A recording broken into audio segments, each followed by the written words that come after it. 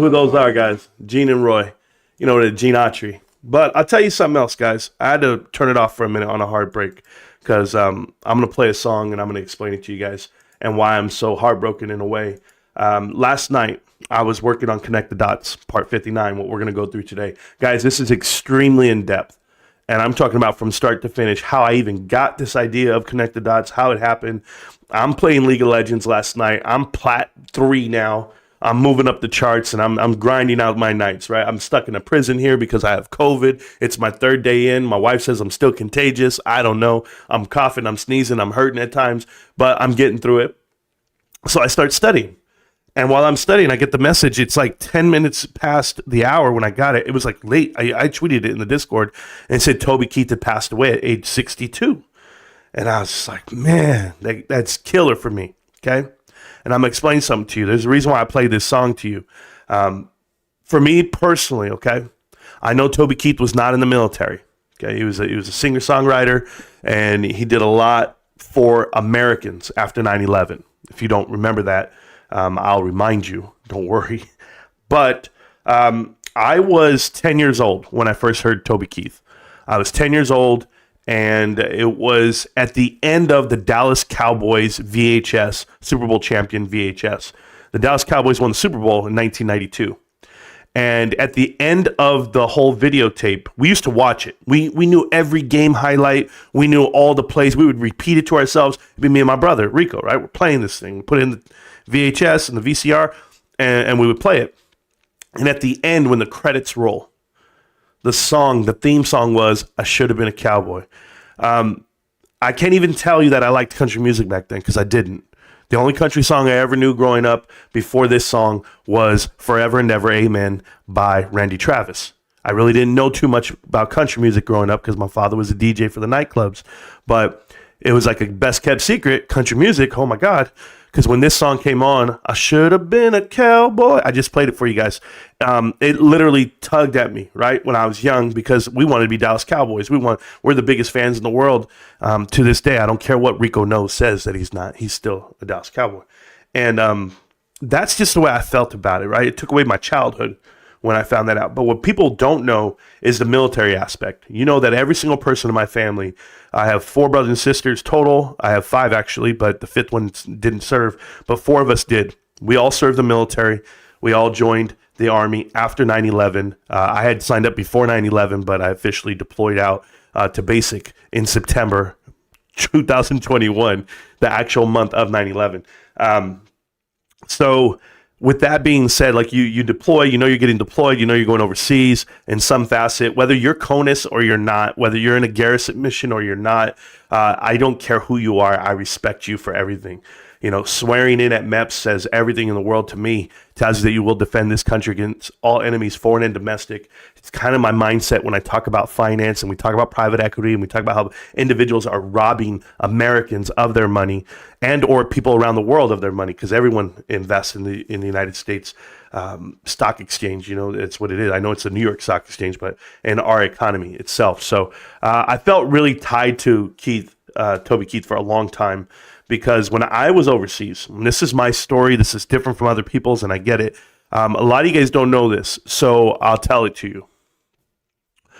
I recently read something on the Meltdown, and they had me totally wrong. They said Marantz had a child at 16 years old, out of wedlock. He's been divorced. What kind of human is he? What kind of man is he? They said some crazy shit like this, right? And I was like, no, I didn't have a child at 16. No, I don't have a child at 16. No, my daughter, who's 25, is my stepdaughter.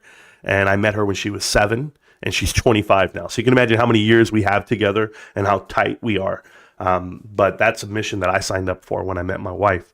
But when I was 16, okay, I did think that I knew the world. I thought I knew everything. I was one of those guys because I was extremely intelligent, sure, at school, but it was more so I was being rebellious to the point where I told my father, I could do this. And my dad literally puts your feet to the fire growing up. My dad said, well, there's the door. Go for it. I was like, okay. And I did it. Remember when I tell you why people become homeless? And this is why people lose money in the stock market, and this is why people lose money in general, and or they're homeless because they refuse to apologize. They refuse to admit they're wrong, and it's their ego. That's why people are homeless.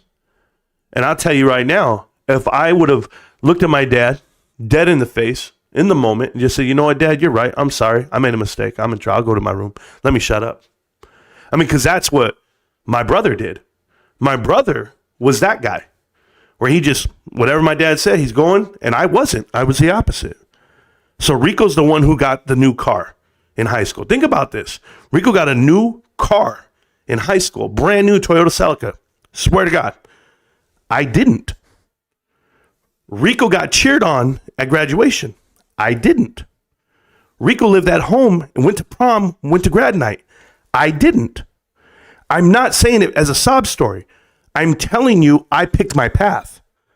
And yet I'm still standing here today. And it was because of songs like Toby Keith, and you guys have no idea. Because I took it upon myself to join the military. No one called me and said, hey, bro, you should really join. This shit's easy. Like I did for Rico. Where I walked him through for his Soldier of the Year. Where I walked him through his YouTube career. Oh, no, I promise you. I did it on my own. But then my brother followed, my sister followed, and my other brother followed. So I was like, okay. This is the path I chose when I was growing up. I tell you my life here, guys. If you guys don't know this is Marantz Rantz. Welcome to the channel. Welcome to the chat. You want to watch Connect the Dots Part 59? We're going to get to it. But guess what? Like we said last night, I've got a lot of time to kill on live stream. So if people want to hang out with me on live stream, this is what we're about to do. I didn't know Toby Keith was going to pass away last night. So this story's coming out of nowhere, right? So there I was chilling with my girlfriend, Cal State Fullerton.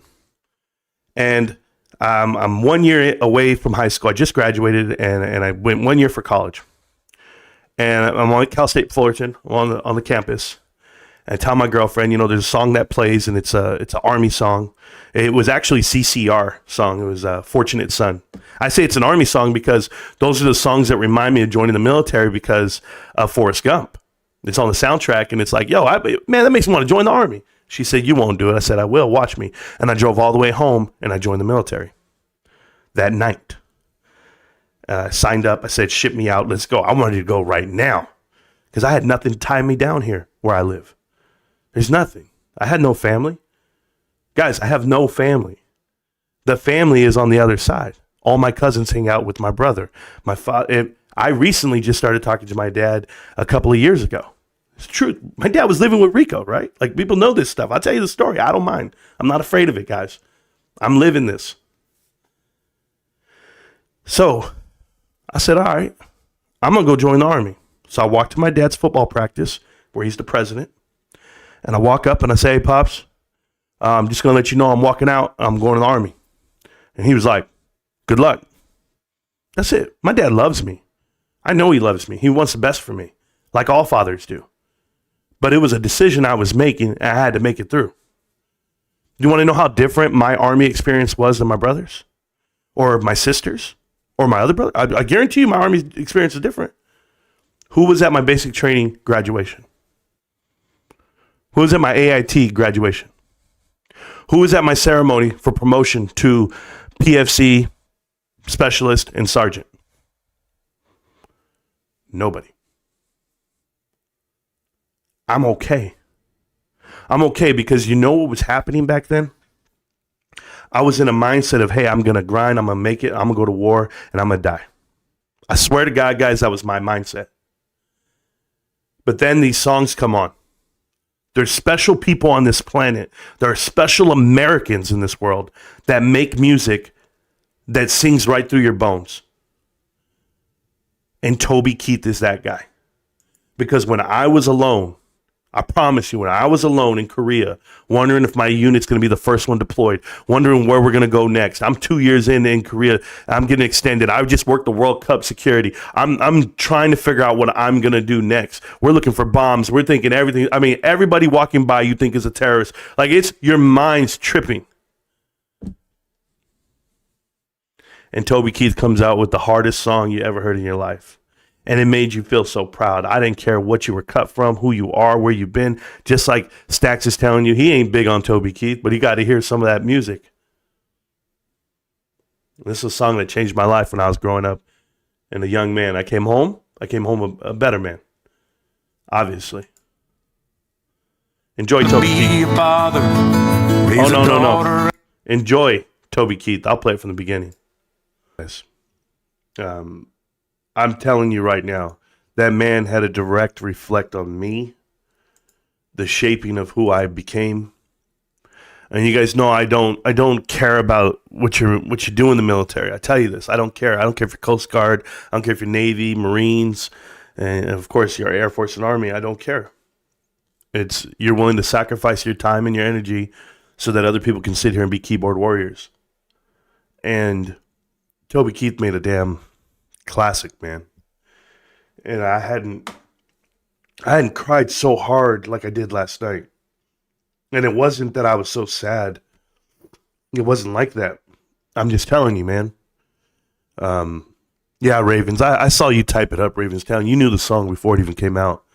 But I don't speak for all veterans. I don't speak for anyone. Right? I don't speak for the Army. I don't speak for nobody. I just speak for myself. And I'm telling you right now, they've got money. They've got money for anyone crossing the border, for people that are looking for a better life. I get that. But my issue with America and the economy and the greed that is private equity is that people can't afford to live in the areas that they're trafficking these immigrants to. That is a problem for me. Because if we're willing to house these individuals that could never afford where they're living right now, we did something wrong. We did something wrong along the way. And I'm going to point out what went wrong today on Connect the Dots. It is my tribute to Toby Keith because he didn't have to serve in the military to be an American soldier. He literally was. He did over 200 USO tours that I can remember. If you guys don't know what that means, he's traveling the country, entertaining the troops for free. I tell you, I have so much respect for Toby Keith, Brian McKnight. Brian McKnight has 0 Grammys. 0 Grammys, and yet you saw all these nonsense people win Grammys the other night. And all I'm thinking is Brian has 0, and he does USO tours.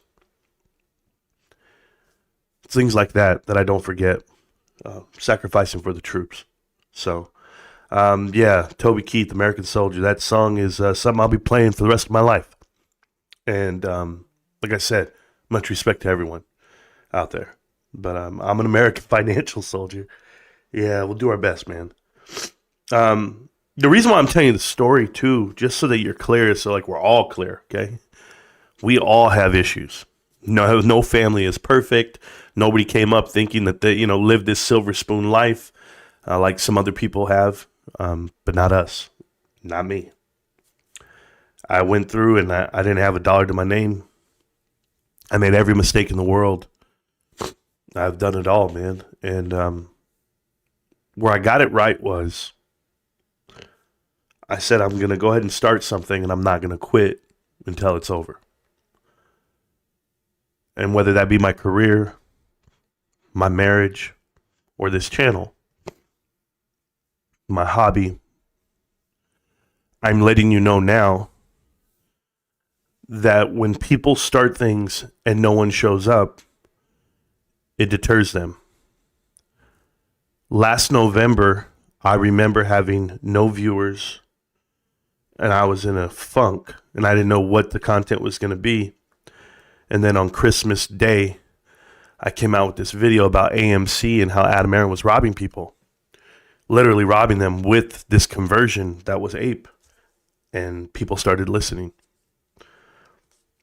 And I've been saying the same thing for like 2 years already at that point. So at this 3rd year now of the show, I have been officially holding GameStop for almost 3 years now officially. I mean, I'm a couple of days away from holding it for 3 years. And I tell you, man, I've learned so much about myself, about the markets, and it's 3 short years. So one, when people hit you with it, and thanks again, Stacks, for supporting the channel with the 10 free memberships for everybody.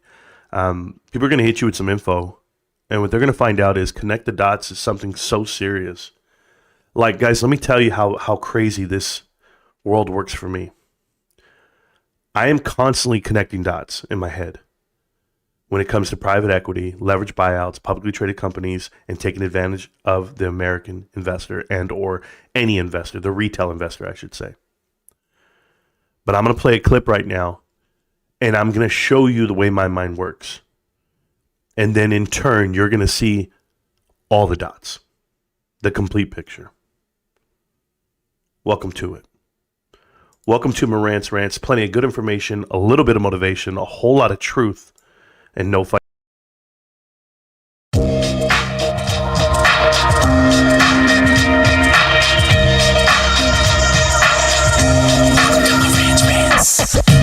Welcome to Marantz Rantz, no advice on finance. Spin the wheel and take a chance. Get an NFT and a little education. The system got undertold, that knowledge is flotation. You wanna learn? Well, you came to right place. You pumping AMC, might get slapped in the face. Get your due diligence, know who the villain is. Don't be a sheep when the shepherd's carnivorous. So come learn, laugh, and maybe you win big. And listen up, y'all, the wheel is not rigged. Everybody get a chance in the live chat. Kyoto spin wheel, you win just like that. Retail fight back and this retail winning. Y'all just wait, man, this is just the beginning. All fellow simians, GME group singing the truth. We just chillin', infinity pool swimming. So welcome to Marantz Rantz. A lot of knowledge but no advice on finance. Don't even need pants, you can tune in naked like Henny the Mayo Man. Internet's most hated. Don't wanna lose your money, then it's time for you to listen. If you're ignorant, invest in AMC, assume position. The stream about ready, they told us to don't dance. I was like, was that right? A hard cut? Holy shit. Hey guys, I have an engineering thing that I've always had, and it actually worked for the first time. Well, welcome to it, guys. Welcome back to Marantz Rantz. Plenty of good information, a little bit of motivation, a whole lot of truth, no financial advice. I'm going to show you guys not the full screen, black screen effect. Whenever I go to this webpage here, guys, just know, look at this, watch this. It's a black page, right? That is the official DD right there, that blank screen. That is Bed Bath & Beyond's DD. That's what's left of it right now, guys. I was in a Twitter battle the whole morning. Remember, I didn't sleep last night. Guys, I have not slept. I've been up over 32 hours, something crazy like this. I stood up all night last night. I couldn't sleep. Toby Keith passed. I was digging, and I was battling on Twitter with Twitter fingers. I was getting promoted on Platinum, whatever, on League of Legends. Here's the problem. Here's why I don't sleep, okay? Because, one, I got to change up my sleeping patterns for the new position I'm starting on Monday. I'm starting a new job on Monday, and I have to wake up at 2 a.m. So I'm trying to stay up even longer, sleep during the day, and then wake up in the morning time. It's hard to explain, but I think Amo's going to help me with that because he works the night shift the way I'm going to be working it. It's going to be crazy. But let's go and look at this clip really quick. I want you guys to hear it, okay? And this is how my mind works, and pay attention, all right? So this is Peter Lynch explaining a turnaround. Turnarounds. These are stocks that are battered down, or they're hated companies, or they've been forgotten about. They're depressed in price. But you've determined some one thing or a few things that have the potential for reversing this company's fortunes, independent of the industry getting better or the economy getting better. We're going to leave it right there, okay? Pay attention to what he's saying. A turnaround. Tell me if we're explaining GameStop right now. And this clip is this GameStop. Let's do it one more time. Listen. It's going to happen over 2 or 3 years. Earnings are going to go from a loss to a huge profit. Stock's going to go up and you're going to get out. Make sure you're picking a strong company that can survive when the cycle goes down. That means good cash flow and low debt. If its cash flow is spotty or its debt is high, when the downturn comes, the company faces the danger of going bankrupt. Turnarounds. These are stocks that are battered down, or they're hated companies, or they've been forgotten about. They're depressed in price. But you have determined some one thing or a few things that have the potential for reversing this company's fortunes, independent of the industry getting better or the economy getting better. You always have to do a balance sheet check on any company. This includes turnarounds. Do they have enough cash to make it through the next 12 months, the next 24 months? Do they have a lot of debt that's due right now? These are important questions to answer. Make sure you understand and believe in the plan to restore corporate profits. It's all internal. They're doing something, either new product, new management, cutting costs, getting rid of something inside the company that allows them to improve themselves. Lots of turnarounds never happen, but a few winners can make up for lots of losers. What's important is to wait for the actual evidence of the turnaround occurring. not just the symptoms. The turnaround, you had plenty of time. So just don't buy on the hope. Wait for the reality. Turnarounds are so big, it's worth waiting to get some real evidence. SS Kresge was a company going nowhere, in real trouble. They invented the Kmart formula. They rolled it out across the country. The stock went up over 50-fold. Kmart became a massive stock. Sometimes 2 and 2 equals 8. How could this be? Leave it right there. Guys, Peter Lynch is telling you, one, you have to find the value. That's one thing, right? The balance sheet. We have to have the cash. We have to have the idea of how this turnaround is going to happen. This turnaround's already happening. If you want the evidence, it's about to come to you in a month and a half. So how many people invest the way Peter Lynch invests? Waiting for the actual evidence to show up on their data sheet, whatever, their balance sheet or when on their stock picker, right? They're like, well, you ever talk to finance guys? They're going to be like, oh, we're going to stay away from that one. They haven't shown the turnaround yet. But when they do, I'm going to tell you it like this, guys. Turnaround and reinventing yourself can create growth. But right now we're value, and no one's giving us a value.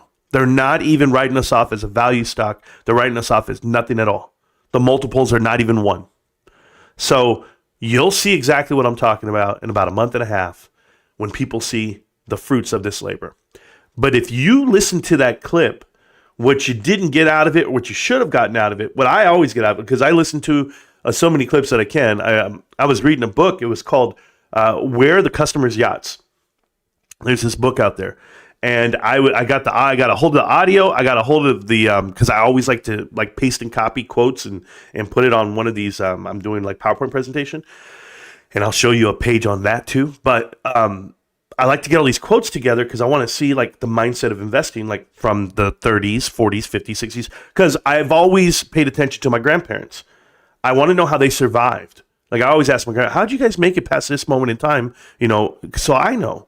And it's aside from just stuffing money in a damn coffee can or underneath the mattress. It's who do you trust? What do you believe? Right now, do I trust the DTCC? Absolutely not. But the unfortunate part is everyone's partnered up with them, and that's how this world trades. But we're going to talk about that too. But what he said there, he said KSS Sigurgi, whatever his name was, or SS Kursky or something. Yeah, SS Kursky. And that's Kmart. That's what he said. Well, I know the truth about Kmart. I know the truth about Walmart. People don't know this, but they should about Walmart. Did you know that if you didn't buy into Walmart for the first 10 years that they existed on the stock market, if you did not buy in the first 10 years, and let's say you bought in year 11, you still 30x your money? 30x, guys. Most people are looking for 10x. That's what they call it, a 10x. I'm looking for a 10 bagger. When you can get a 100 bagger, that's the cryptocurrency, schemes, pump and dumps. Go ahead. It's your own accord. You're going to lose everything, or you're going to make everything. It's on you. That's roulette. But you're looking for a 10 bagger essentially, right? So over time, if you put enough money into GameStop over the next 5 years, 10 years, let's say you put in 10, 50,000, 100,000, you're eventually going to cash out with $1 million. That's what that means by saying you're going to get that 10 bagger on there. So I'm looking at certain people. I know people who have millions of dollars, hundreds of thousands, 10,000. I even know people who have 2,000, right? Well, guess what, Mr. 2,000? You're going to have 20,000. You're going to be able to buy a vehicle if you want, or put that money down on a house, right? FHA loan, 3.5%, put it down, get a house and figure it out. But I'm trying to help people with the information and the history of it, because when he said that about Kmart, I said, let me go read about that for a second, because Kmart's been around for 100 years.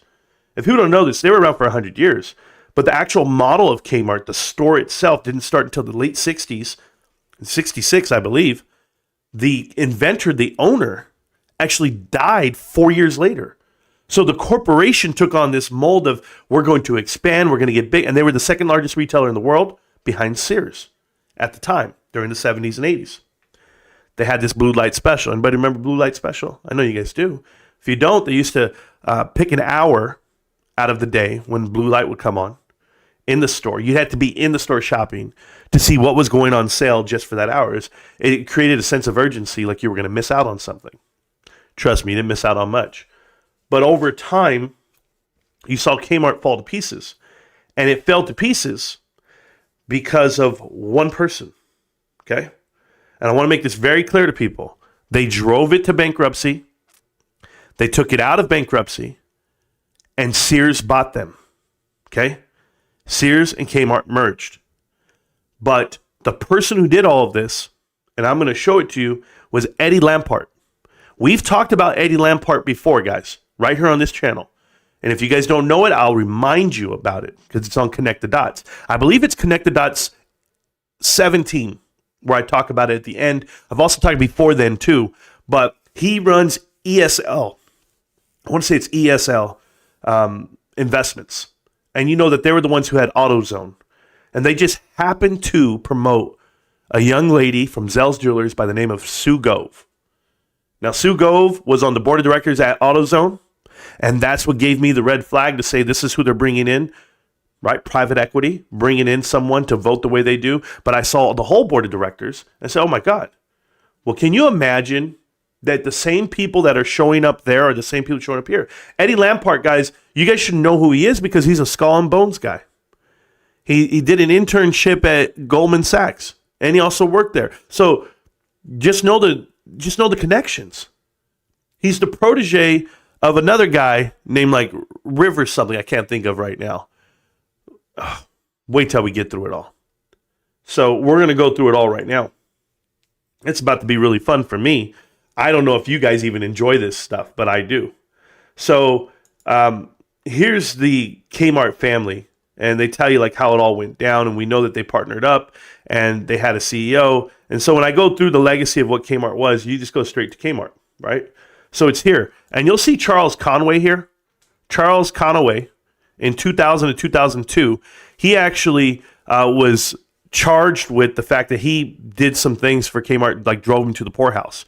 But Julian Day took over right here. And Julian Day is the one who actually handed it over to Eddie Lampert, who eventually became the CEO and still on the board after filing a bankruptcy. But what people don't understand is Eddie set this all up the whole way through.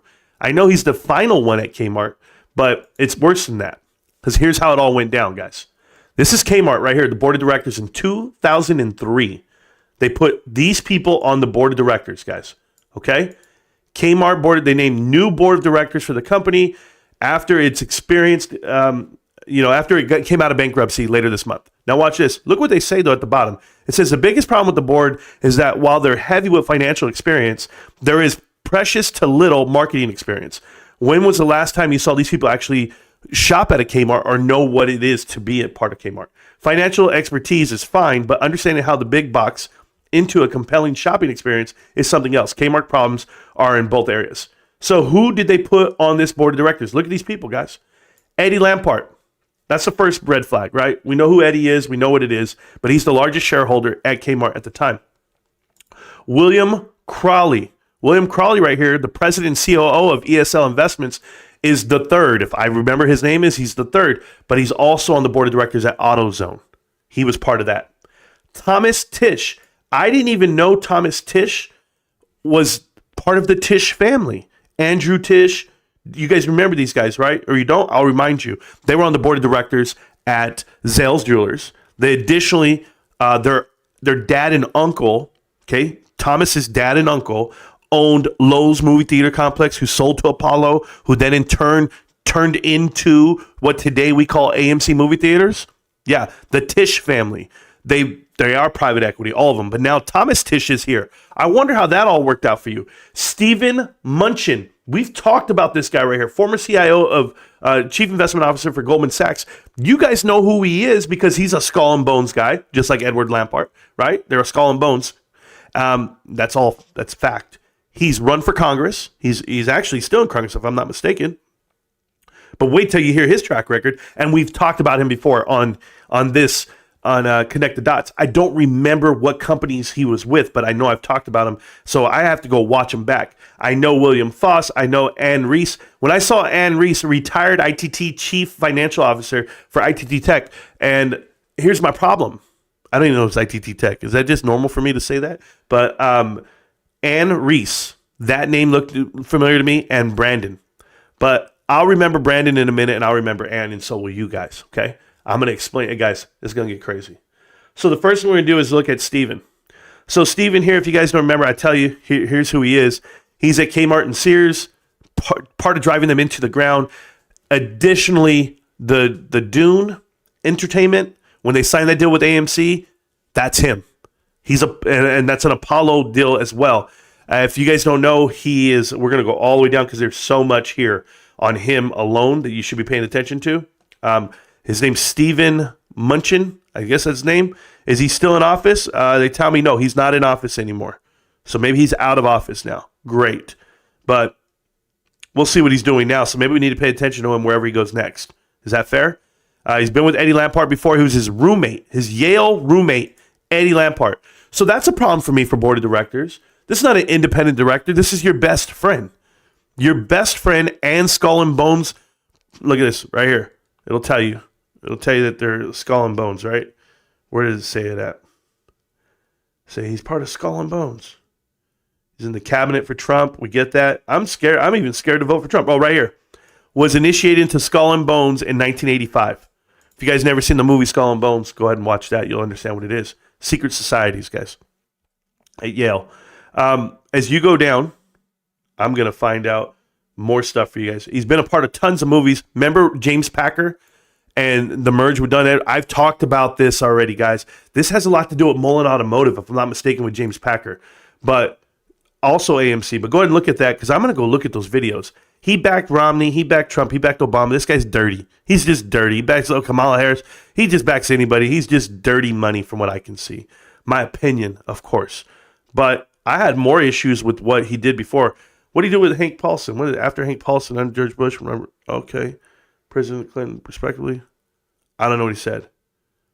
Goldman Sachs CEO had robbed the working class. Oh, well, guess what? He used to work for Goldman Sachs. What does that tell you?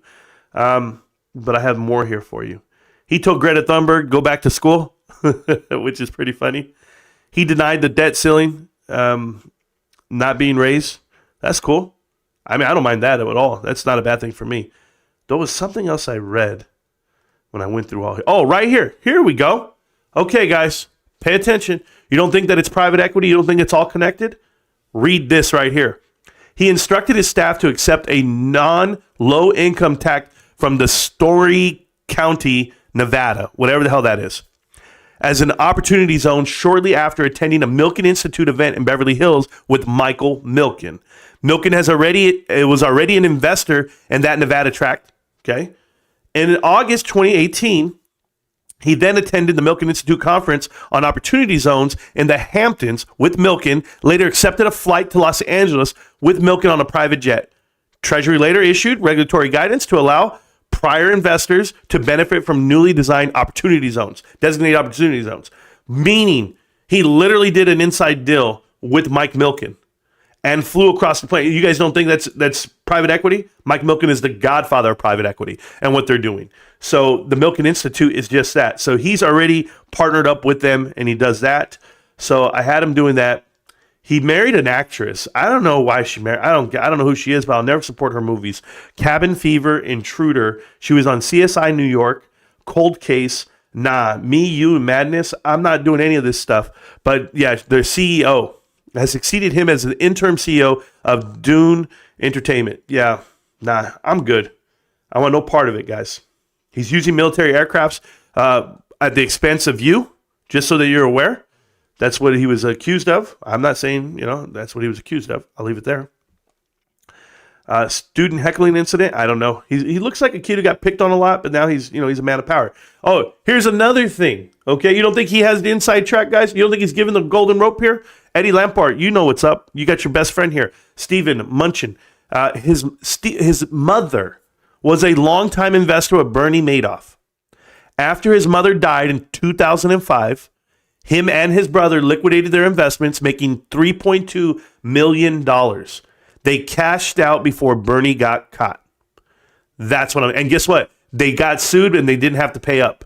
Because they were like, if you're within 2 years before Bernie got caught, you have to split that up with all the investors of the Bernie Madoff trustee. Nope. Not him. He got out of it. I wonder why. You know why? Because when he got married, do you know who was the father? Who was the guy here who presided over his wedding? Do you guys have any idea? Oh, it was your boy. It was your boy, Mike Pence, the vice president. That's who it was. Oh, my goodness gracious. Mike Pence was presided over the ceremony of their wedding. How inside do you have to be? But this is the guy on the board of directors at Kmart back in 2003. 2003 when they filed for bankruptcy. Eddie Lampert's boy. And you've seen him part of every single private equity deal. Look at his ugly face. I want you guys to see it. And there you go. Now, beyond that, I got to read the chat for a second real quick before I get to the next part because we're going to keep going. Hit the like button. Yeah. I really got into the holster. Oh, you guys are ready to, yeah, do whatever you guys got to do. Just mute whoever. I'm good. Just got a pump in pay for getting promoted E7. Yeah. Tried to do it in 6 years, but it took 7. I'm now allocated more money. Good job, man. Good job. You have 51 shares. That's amazing. All right. Congratulations to Hulk Hogan for getting promoted. Now, here's Lawrence Tisch. If you guys don't know, like I said, him and his brother, they were billionaires. The kids went out there, and the kids just ran rampant. They were the CEO of CBS. They owned the news station, and they ran that like a damn brick wall. They just cut everything. They sold off all the assets. No different than anyone else does in private equity. And here's the kids. This is Thomas Tisch on the board of Kmart right there. We know who James is. We know who Dan. We know who Andrew is. If you don't know who they are, they're part of Apollo and private equity and everything else. They have been. Ann Reese. Remember Ann Reese on the board of directors of Kmart? Really? Do you know who she is? Do you know what board she's on, guys? Miss Private Equity herself. She must be so qualified. She was on the board of directors at Kmart. And that company doesn't exist anymore. She's on the board of directors at the DTCC? Are you serious? The same DTCC that raised the limitations for collateral the day that the buy button was taken away or the previous day. She's on the board of directors. What would I ever know? I would have never known this. This is amazing. Oh, it's because she went to the University of Penn. Ann Reese. So do we trust you at the DTCC? I'm just asking. I'm asking because when I go look at this report right here, this is the U.S. House Committee on Financial Services. This is their report. Maybe you heard about it. It's called Game Stopped. And when you go here to the number 4, key finding number 4, Ann Reese, you're part of this whole unit. This is you, private equity, right here. It says waived $9.7 billion of collateral deposit requirements on January 28, 2021. The DTCC lacks detailed written policies and procedures for waiver of modification of this. You guys tell me how this works out for you guys. How this works out for you. How this young lady, board of directors, private equity, is also at the DTCC. And you wonder why they took away the buy button? And somebody's trying to tell me it's King Griffin? Don't tell me it's King Griffin. I'm telling you, private equity. Every single company that got halted on the board of directors are riddled with private equity with the exception of one. Therefore, it's all of those companies versus the one that doesn't have private equity. We'll keep going. How is she on the board of directors? Huh? Who killed Sears? You know, they say, who killed Sears? And it says majority shareholder Eddie Lampert takes aim at a failed renovation strategy by chair Brandon Strazi, whatever the hell his name is, bro. Stranzel, whatever. So Eddie Lampert is taking aim at somebody, blaming him for the fail of Sears. So I want to make this very clear to you guys, okay? And I've said this before because I've seen it with Adam Aaron. I've seen it with Sue Gove. I've seen it with other people in these power positions. They blame people for the failure of the company to put blame somewhere. But those individuals are not really at fault. Those individuals just did whatever the board of directors said to do, and or that's the way it got voted. In this case, this guy Brandon took Sears, because remember, Sears and Kmart ended up merging. Eddie Lampert's in charge of the whole damn company, right? He owns the whole thing, and I'll explain all that in a minute. But he goes in there and he says, yeah, Brandon came up with this idea called Sears 2.0, where he wanted to rebrand and he wanted to spend all this millions and millions of dollars. And it cost us so much. Oh, you thought, so Brandon's a bad guy. So yeah, I want him out of here, man. Brandon sucks. Yeah, Brandon, scapegoat. Brandon, the guy to blame. The Kais Malej of Sears. Brandon. So you didn't like him, Eddie? Oh, Eddie, hold on. You're in the paper saying that he's the problem? This is the year. Look at the year, 2017. I'm curious, Eddie. Help me here. Eddie Lampert, is that the same Brandon Strazzle that you put on the board of directors at Kmart in 2003?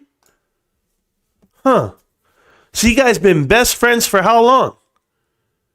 13 years? 14 years? And all of a sudden his idea is the reason your company's going bankrupt. Oh, you couldn't pull him to the side and say, bro, we're not going to do that. You're the largest shareholder. Is he that out of control that you couldn't handle it? I mean, how long have you guys known each other? Forever? I call bullshit. And no one even pays attention to this? Like, no one knows that they've been partners at Kmart 14 years previous? I read the article. It said nothing about it. Nobody said anything about the relationship between you and Brandon over the last 14 years. All it said was you were upset that they spent all this money. Did not respond to spokesperson. There it is. It tells you. Lampert penned his Sunday blog right here. He did a Sunday blog. Since 2005, Sears Canada has been a piggy bank for Lampert. We know that part. Oh, don't even get me started on this guy. This guy's such a scumbag, guys. Can I tell you about this guy real quick, just so that we're clear? Eddie Lampert takes over Kmart, okay? He brings in his band of thieves, all his Yale boys. They're all from Yale. They're skull and bones, right? You saw what happened there. And or private equity. Boom. They all show up. He then leverages every ounce of Kmart, breaking off pieces, gets Sears to buy them. When Sears buys them, he's the largest shareholder of Sears. He then starts buying. I'm telling you, he's a billionaire, guys. He buys portions of the company and the real estate himself. He fed the assets to his own fund. If Ryan Cohen does this, then I have a problem. If Ryan Cohen feeds everything to RC Ventures, wouldn't you be like, yo, what the hell's going on? Ryan's not that guy. This guy is that guy. And you know the board of directors that he puts in place, they're all his best friends. They're all his buddies. So yeah, they all voted that way. They gave him all the assets, guys. I swear to God, this is all still in court right now. They're still going through bankruptcy right now, and he's getting awarded millions. He's worth like $2 billion worth of Sears assets. Sears is worthless right now, except for the real estate that his real estate company owns. His own real estate company, which is a separate company, owns all the properties. He sold it to himself. He owns Kenmore. He owns the other stuff. This guy is a snake, and it's all against the law, yes, to a point. People are like, how can we prove it? And they're trying to right now. But he quits and assembles a purchasing bid. So this guy, now watch this. You're going to love this one. Brandon, right, quits Sears. He's mad. Urgh. And now he's trying to get money together to buy it. You think that's true? You think that's true? Or do you think they're just the best of friends? I'm just asking. You don't think they're the best of friends? I think they're the best of friends. They've been on the board of directors together for 13 years. You're the power guy. Julian Day. Julian Day became the CEO right here of Kmart. And he's also the former Radio Shack CEO. Hey, just tell me something, guys. Radio Shack go under? Radio Shack sell off and go bankrupt? They did? Okay, cool. Kmart go under? Okay, they did? Good. How about Sears? He was the CFO and COO of Sears as well. So every company this guy's touched has gone under. Julian Day, and just so that we're clear, Julian Day is also a term from start to finish. I want people to know that. Like, if you had a sell-by date and a package date, they call that the Julian Day, like the days in between. So just don't want to get people confused on that. So when they hear it. But yeah, so there you go. Wild. It gets better. This is why it gets better. Because your boy over here, ABC, you guys ever heard of him? ABC holds a Spaces call. By the way, his Spaces call, guys, he was on mute for like 30 minutes. He couldn't figure out that he was on mute. But here's what he says. Great space by ABC tonight. Lampert's control position in AutoZone and AutoNation has clear intent, a huge consideration with Sears Holdings and a return of Sears Auto. They think they're coming back. These guys are telling people, this is the problem that I have with this guy over here, this a real Ruru guy on Twitter. They're telling people that Sears is coming back. And because Sears is coming back, that means Bed Bath & Beyond is coming back. That's what they're trying to tell people. We're going to take a small commercial break right here, guys. We have a really important message. This is coming from the one, the only Tonko native. Take it away, Tonko. So, check this out, people.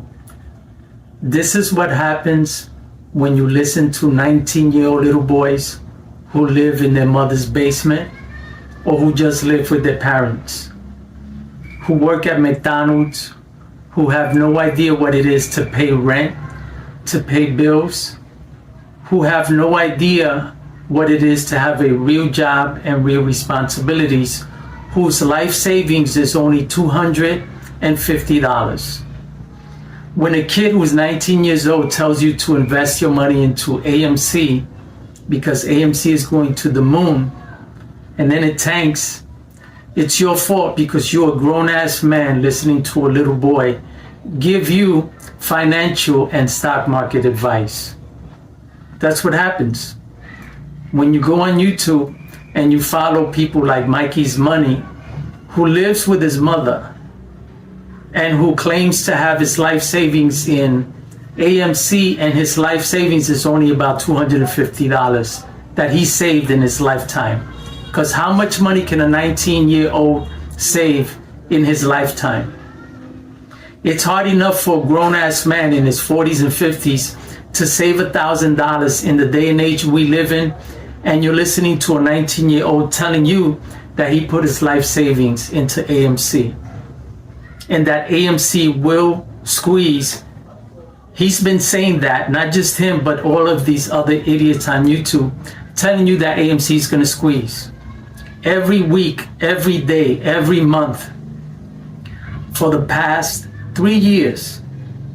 And now, Mikey's Money, this 19-year-old little boy who lives with his mother, is telling you that AMC is going to squeeze by the end of February of this year, 2024. And we're in 1 week into February right now. And he's claiming that he believes AMC will squeeze. This is AMC's time.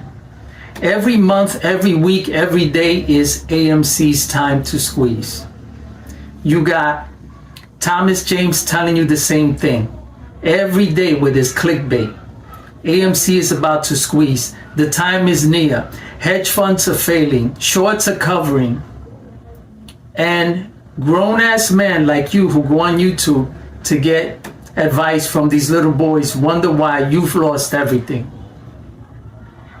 Because you got grown-ass men listening to little boys. It's time that you grow up and be a real man and stop taking advice from 19-year-old children and 40-year-old children pumping AMC. Because if you haven't seen already with your own eyes that AMC has only tanked, that GME has only tanked, then nothing I say is relevant to you. Keep listening to these idiots. Keep investing your money into AMC. Keep losing your money, not just in AMC, but GME and all of these other meme stocks. Keep listening to this little boy who's 19 years old, Mikey's Money, tell you that AMC's turn or time is about to come. And see where that takes you. Get your money, people. Yeah, get your money. Now, before I even entertain that commercial there by Tonko Native, I did notice his 24-inch monitor on the back there. That's very valuable. And the AC in the wall. That's what really, Mikey's Money. You're threatened by a 19-year-old, bro? You're making videos about a 19-year-old? Yesterday in Gaming says, honest criticism. It seems like you accumulate facts so you had an excuse to rail people on a personal level, mock their character and appearance, etc. You give facts sandwiched in okay. Hey, yesterday in Gaming, I don't know you. How the hell do you have a subscription to this channel? How are you paying and or gifting a free membership to the channel. And I don't know you, bro, but apparently you're upset that I give out a lot of facts. Yeah. I rail people, as you call.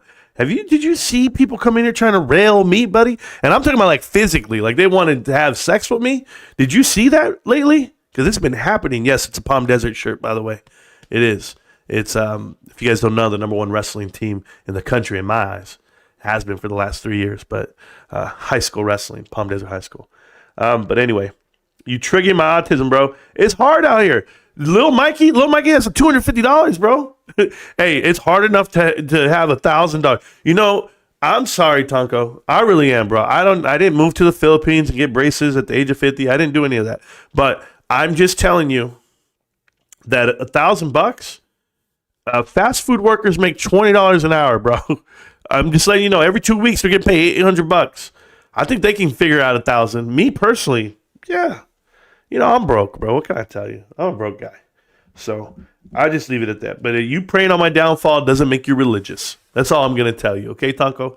So you can stop all that nonsense. Keep praying on it. Okay? All right. That's Tonko Native. That was our commercial break. Whew. So here we go.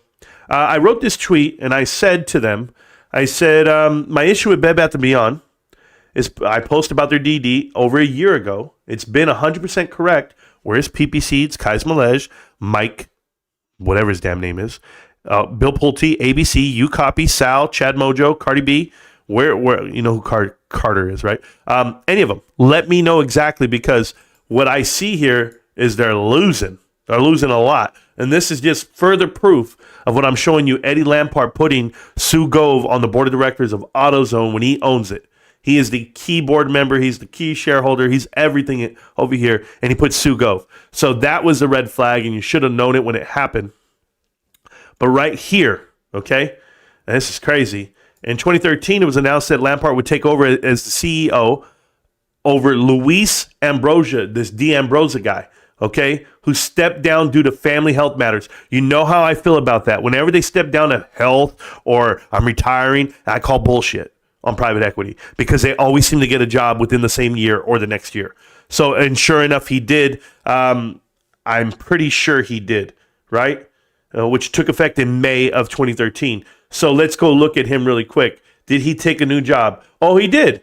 He went over here. Oh, he was over here at Avia, whatever this place is called. This Avia place, right, that he was with before he went to Kmart and Sears. They sold. It was acquired, because he was the CEO and he gave it up to TGP Capital and Silver Lake Partners. $8.2 billion. And then they went bankrupt in 2017. So the track record still exists, that when you put these guys into these positions in these companies, they run them dry and they bankrupt them. And why do I tell you that? Right here, he went to Penn. You know, Pennsylvania State University. He's over here getting, who knows where he went to school? Who knows what he's doing these days? But as I looked at it, he stepped down over here due to family health matters. But didn't he get a new job? Oh, yeah, look at this. Maybe I'm crazy. But look at this. On the 2013 in January, he stepped down in February for family health matters. In August, it was announced that he would be chairman of the board at another company here, Census. After serving executive at Census, he was then the senior advisor at Goldman Sachs and later became a partner at the firm and leads the Value Accelerator. Yeah, I know. It's all a coincidence. It's my bad, bro. If you read here, this is on CNN about Eddie Lampert and why he's there at Sears. Okay, he hasn't gotten rich by pay. He only took $1, right? So there it was, Richard Rainwater. So he was part of Richard Rainwater's hedge fund. Richard Rainwater is the guy who actually taught who was the quarterback for the Dallas Cowboys, Roger Staubach. All the Texas money. He married a famous lady. I know that for a fact, and I have her here because I went and looked her up. It was, where'd she go? I read it. Oh, man, his wife. If you know about his wife, she was the second person to ever be at the Augusta with Condoleezza Rice. Her name's like Darla Moore. That's her name, Darla Moore. And that's his wife, Rainwater, Richard Rainwater. This guy was a billionaire, had a whole bunch of money. He left her like $60 million or whatever it was when he died. But he taught Eddie Lampert, he taught all these guys how to invest their money and the way they did it. So, yes, he took that money, His best bet was on AutoNation and AutoZone. He became a billionaire off of that. He then took that position over to Kmart, leveraged them, got them bankrupt, had them get bought out by Sears. He then takes apart Sears. He rips Sears apart from his house. Guys, he never went to the office. He actually worked out of Florida, out of his home. Lampert also acquired some of the most attractive Sears and Kmart locations through his real estate investment company right there, Seritage, or whatever it's called, SRG. Now, when he did that and he started breaking them down, he sold himself all these positions. But if you look here, Lampert struck with Sears longer than most private equity investors would, which typically have much quicker triggers and moving into bankruptcy and liquidation once the losses start to mount. Toys R Us, Sports Authorities, Gymboree, and Claire's, all purchased by private equity firms, ended in the same boat. I've already showed you this. But as you know this here, he actually offered to buy the company himself. Remember, he's a billionaire. So he goes to Sears, board of directors, and goes, yeah, I'm the CEO. I have my own money. I'll buy Kenmore from you. But it's valued at $2 billion. He wants to buy it for $400 million. And he then offers $70 million and $80 million and $60 million. He offers less than what it's worth. And guess what? They have nothing. They have to do it. They have to give him these things. He's strong-arming his own company. I don't even know how this is legal, but he's been through the battles, and he does it. So he owns Sears, guys. Eddie Lampert does, and it's going to cost everybody millions and millions of dollars. And there you go, right here. Here's one. So he is Sears. Sears Holdings reaches $175 million settlement with Lampert and Company. And they agreed. They agreed that they're going to pay him this much money. And because he always has the money himself. He actually owns the damn company. And he's, I forget the word they use, where you're swinging the assets to yourself. I know, called stealing, right? Grand larceny, I don't know. It's crazy, dude. And this is who Sue Gov was with, who she hooked up with. Sears files for bankruptcy, and Eddie Lampert steps down as CEO. So he steps down. Does that mean anything? No, they bring in a CRO, right? A chief restructuring officer. And look who they bring in. Meghin. I don't know how to say his name, but Moshin, if you guys don't know about Moshin, he's actually the CRO right now for the BlockFi bankruptcy and liquidation. So he's actually on BlockFi right now.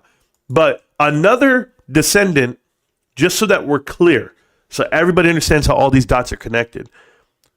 When you had Rainwater, Mr. Rainwater, he helped Eddie Lampert, right? Taught him how to invest and do his thing. He became a billionaire. You have this guy right here, David Bonderman. He's the other part of it, and Roger Staubach. Roger Staubach, by the way, is the richest NFL football player ever. He's worth like $600, $700 million. I guess Patrick Mahomes might be worth some more after he pays taxes on his money and he lets it invest. But Roger Staubach's the richest because he does deals with oil money and private equity. So when you look at David Bonderman, this guy here, he's the actual founder and the founding partner of TPG Capital, Texas Pacific Group. So what does that tell you? And Newbridge Capital, the Asian affiliate. So I've already told you guys. This is how it works for them. So that's how they're all connected. So whenever you see deals between Eddie Lampert and TGP, which you already did, and I already showed you, this is how you connect these dots. Run away. Do the best you can. But he owns the Seattle Kraken. He owns sports teams. He does his thing. This is my boy Roger Staubach, right? I was looking up his stats, and then I want to see what he's done, in the limelight of business. And he invested with Ross Perot, so he made a couple of $1 million there. But it's a long story. They always want to tell you like the sponsorship deals or whatever. No, it has a lot to do with oil money, and I'm just afraid to go down those paths sometimes. But here we go. Here's that guy, Mushan Maji, whatever, the M3 Partners CRO, Chief Restructuring Officer. All these companies went bankrupt. All these companies needed to fix, and Capmark, everything. And when you go look at them, obviously they're going to be bankrupt companies, but he's doing the BlockFi case right now. So in bankruptcy today, this is just last week, it was put up that he's on BlockFi. So yeah, CROs are in effect. I wonder why. Oh, because they're bankrupting companies. How you doing, bro? You're that guy. We know. You were at Sears out of nowhere. They just put you there. Yeah, how do you know Eddie Lampert? What, Eddie put you on the roll to get him paid? The other company you had there, yep, went bankrupt. We got it. I already saw that one. Sanchez Energy went bankrupt. You were CRO on that one. right here. This is the other one called Kmart Financial files bankruptcy, and that's from KKR. So private equity, of course. I'm waiting to see a company that private equity invests with and they become profitable and they're a good company.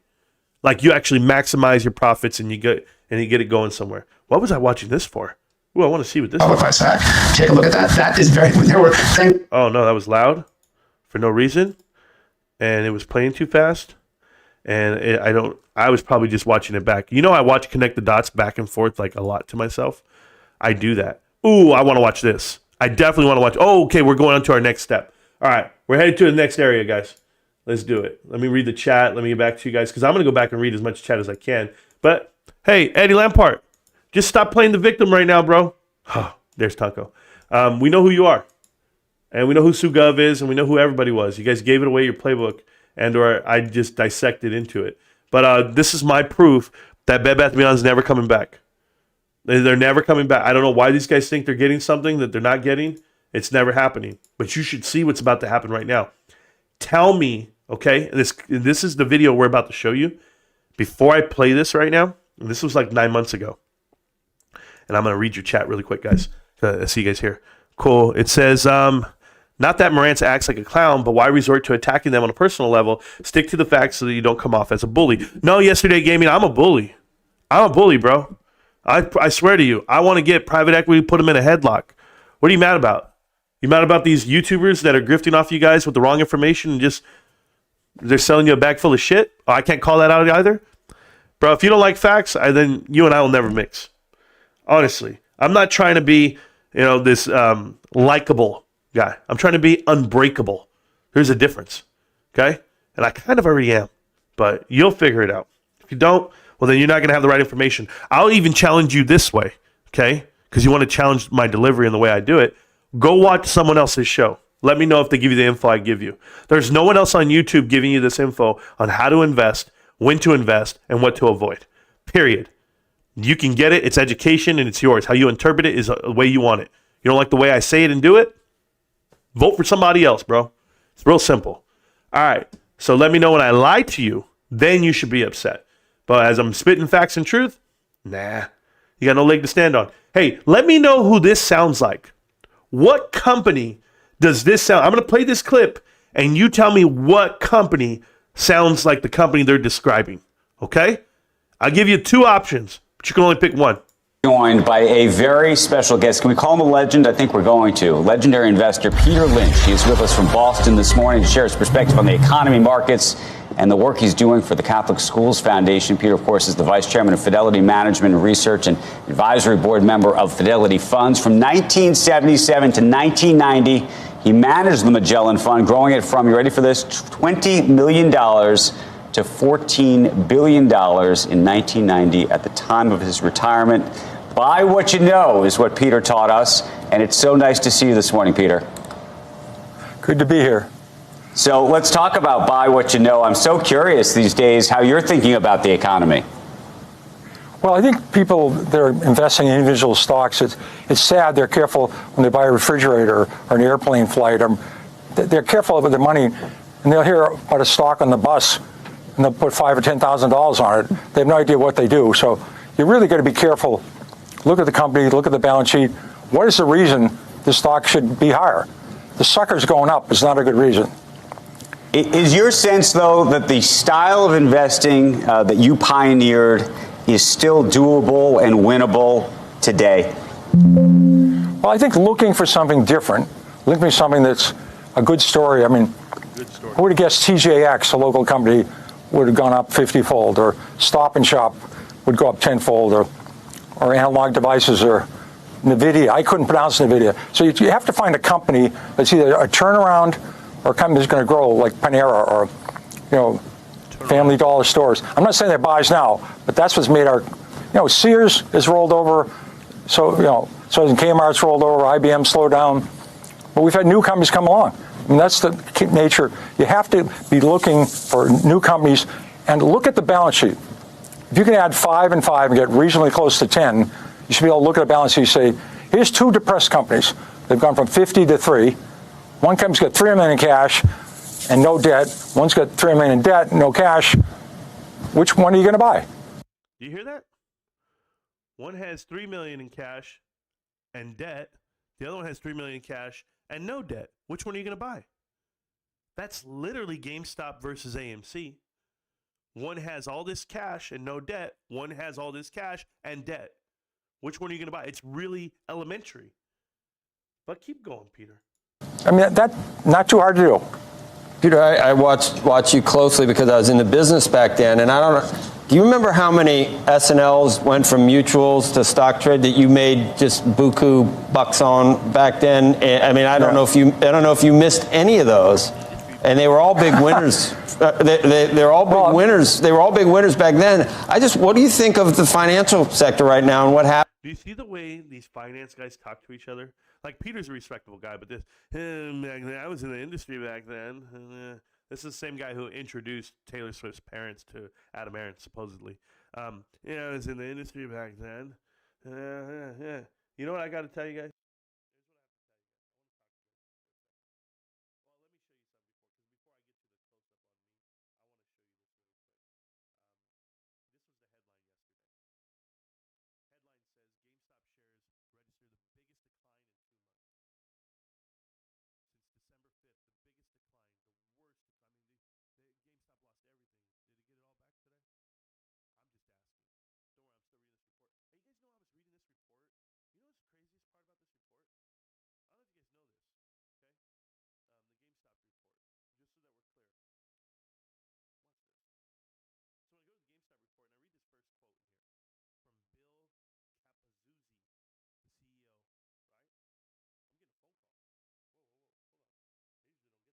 Oh, my microphone. Okay, I got it. No, I got it. It was my microphone. I got you, Amo. Has to be on my microphone. Right, Amo? I got you. It was on the hot button. I apologize. But thank you, Amo, for calling me back. Okay. Thank you so much. I do know. I got you. You guys are fast, man. All right, good. Okay, you got it. It was just a hotkey on the mic. I want to show you guys something, okay? The whole point about GameStop being right here, it says, everybody's calling, bro. This guy must be on delay. I got it. There's no way that you don't hear me now. I can see it. It's registering. So, let me go ahead and go back. Yeah, guys, it happens, guys. What can I tell you?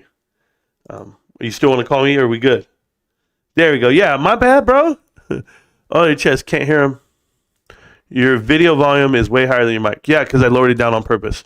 And then it got stuck on my finger, so I apologize. All right. Why? Do you want to see my pictorials? Guys, we're going to have fun in a minute, okay? But I want to show you something. Okay, so I show you the headline. I was like, man, why did they dump it on GameStop? But I keep going back to this report, the GameStop report, because that guy, Another Thing, I don't know if you guys know him. He's a YouTuber called Another Thing. He comes out with videos and he's like, Marantz, why is no one paying attention to Instanet and the way they were 50x over leveraged? No one's ever talking about. All they're talking about is Robinhood. And I'm just like, yo, you know what no one's talking about? That when all of this was going on and people are making quotes and I'm reading them, right? Like when asked about the stock market and the Apex Clearing Corporation CEO, Bill Capuzzi, whatever his name is, Capuzzi, I don't know how to say his name. What is it? Capuzzi, whatever. It says, we lowered the barriers of entry, and then that was great content. We're helping people invest in their future, blah, blah, blah, blah, blah, blah, blah, blah, right? This is what they all wrote. But did you know this guy has since been put on the board of directors at the DTCC? All of the people in this report for Robinhood, like I'll even give you the Robinhood people, don't even work at Robinhood anymore. I went and looked. I said, oh, man. That person left. This person left. That guy's on the board of the DTCC now. The guy, this official guy right here, Bill. But like David here, this is like, well, you guys got to be careful. Like I'm careful. David Dusselet, that's his name. I don't know. So he's now at Alpaca. So he went from Robinhood, president, COO, financial, blah, blah, blah. And he left and now he's at Alpaca. And you say, what's Alpaca? Oh, don't worry. Your boy wouldn't have found out. It's a damn another trading app. Getting ready to come out.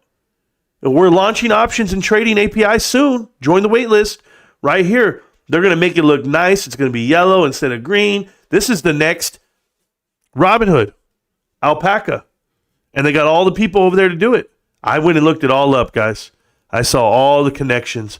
And the craziest part that I saw was the address.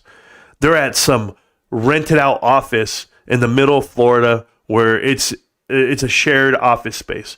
And it's like WeWork, that type style. So, yeah, they're getting ready to take somebody's money, just not mine, because I'll throw up the red flag every time. But I'm here with you for the rest of the day. We're done watching the screen. We're done connecting dots to Eddie Lampert Sears and how he manipulated Kmart for himself and then in turn hired his own buddies to the board of directors. And when I find the other connected dots videos, I was going through them. I'm trying to find where I know that Steve Munchin guy from and all of them, because I've seen all these guys in other companies, but you guys have seen them all in other companies. Just know that that's what's happening. I don't know what the broken DD is from the Bed Bath & Beyond crowd and why they think they're coming back. They're not getting a single dollar back. They're going to lose every dollar. And this guy, there's a guy out here named Rami or something his name is. I don't know. I guess he's a financial backer of the PPC show. And Kais Malej, he sent him equipment. He paid for Jason. What's this guy's name? Jake? Is that his name? Jake B or something? Paid for his Pacer account. I'm like, you couldn't afford it? Or what's going on? Oh, no, I don't have funds. U.S. funds. I'm okay, so you're not even from the U.S. or you're from Canada? Like, I already told you about Canadians out here. I love all Canadians.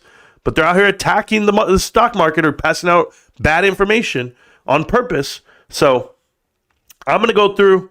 I'm going to look at the chat. I'm going to get with you guys. I just want to thank everyone for showing up today again, getting through everything. Just know that those are all true stories, what I tell you. And in addition to the info that we give, letting you know that private equity is killing it out here, guys. Okay? And I think the biggest disconnect for me, just so that we're clear of why I tell you my story, and why people don't know, like my wife knows my story. I think that's why my wife loves me so much, why she's like down for me. My wife wants me to succeed more than myself. My wife wants me to succeed so that I can tell, my family and friends like, hey, I did it. Like, and that's just the truth. That's how my wife is, ride or die for me. So, and I know that because she told me that. She goes, baby, I want you to because I want you to be able to tell everybody, F you. And she's talking about like all the haters out there, not like, whatever. So I'm like, thank you, mama. I'm good. But I think the biggest disconnect for me, I was thinking about this last night. I'm listening to Toby Keith. I'm telling you, Toby Keith has an effect on me. American Soldier, I do want that played at my funeral. Can we get that down? I want that played at my funeral because it hit me in a moment in my life. I want Running on Empty by Jackson Browne. And I want These Days by Jackson Browne. I want that all played at my funeral, those 3 songs. So my kids will watch these videos one day. Hey, Pop, all you guys, I want these songs played at my funeral. Okay? Might be tomorrow. If it's my time, it's my time. That's all I can tell you. But here's the crazy part. I was like thinking about it. You know when guys always say, you don't know anything about me, bro. You don't know where I've been. You don't know where I grew up. You don't know. And I'm like, yeah, I know. I know, Bill Pulte. You were repairing the inner cities of Michigan, Flint, Michigan, Pontiac, Michigan, or whatever it may be. But you're doing that with the dollar in front of you, like with the sign that says, "Hey, I'm going to give you free this," or "I'm going to give you." You've never walked through the hood. Like, I'm just telling you, there's people here that are investing in these stocks that know the neighborhoods not to walk through, or the alleys not to walk down, or the subways not to take. You know the hood. You've never been there. You know the impoverished parts of town that you don't even support. You don't shop at those restaurants. You don't eat at those eateries. You don't do any of that. Go ask Almo right now. When he calls me and says, bro, where are you going? I said, I'm going to the hood right now because I go to that gas station. I go to those restaurants. And it's not that I'm scared or that I want to support people in those positions, in those communities, because they would be without people. If everyone just ran away from them and didn't want to help them, then where would we be? So I'm telling you, I'm making this pledge to everybody right now. When I do make it to that level that I can help out and I can hand out, you're damn right I will. And you're damn right I'll go right back to those same streets that I was playing football on. And I'm going to find the kids playing football in the middle of the street. And I'm going to walk up on them and I'm going to tell them, I'm going to sign you up for football. I don't care what it costs. And you're going to tell me, but my mom can't take me to practice. I don't have a way to get there, coach. I don't have cleats, and I'm going to buy them cleats. and I'm going to pick them up. I'm going to take them to practice. Those are the things my father did for us out here in this valley. But these are the things I want to do with my time and my effort, my money, and my life. So I've learned to balance my life. You guys know I coach youth sports right now, and I work, and I do this. My buddy called me last night. He's looking up on me. He's like, yo, Marantz, what's up? I hear you got COVID. You know, you're missing work, blah, blah, blah. I said, bro, but I'm killing it on the channel. He's like, what do you mean you're killing it on the channel? I go, bro, I did this, I did that. He's like, how do you have the time to do a 5.5 hour live stream?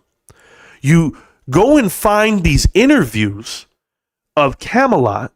Then you're clicking and editing and you're doing all this stuff. He's like, you're going through it all. You're queuing it up to where you're going to talk about it.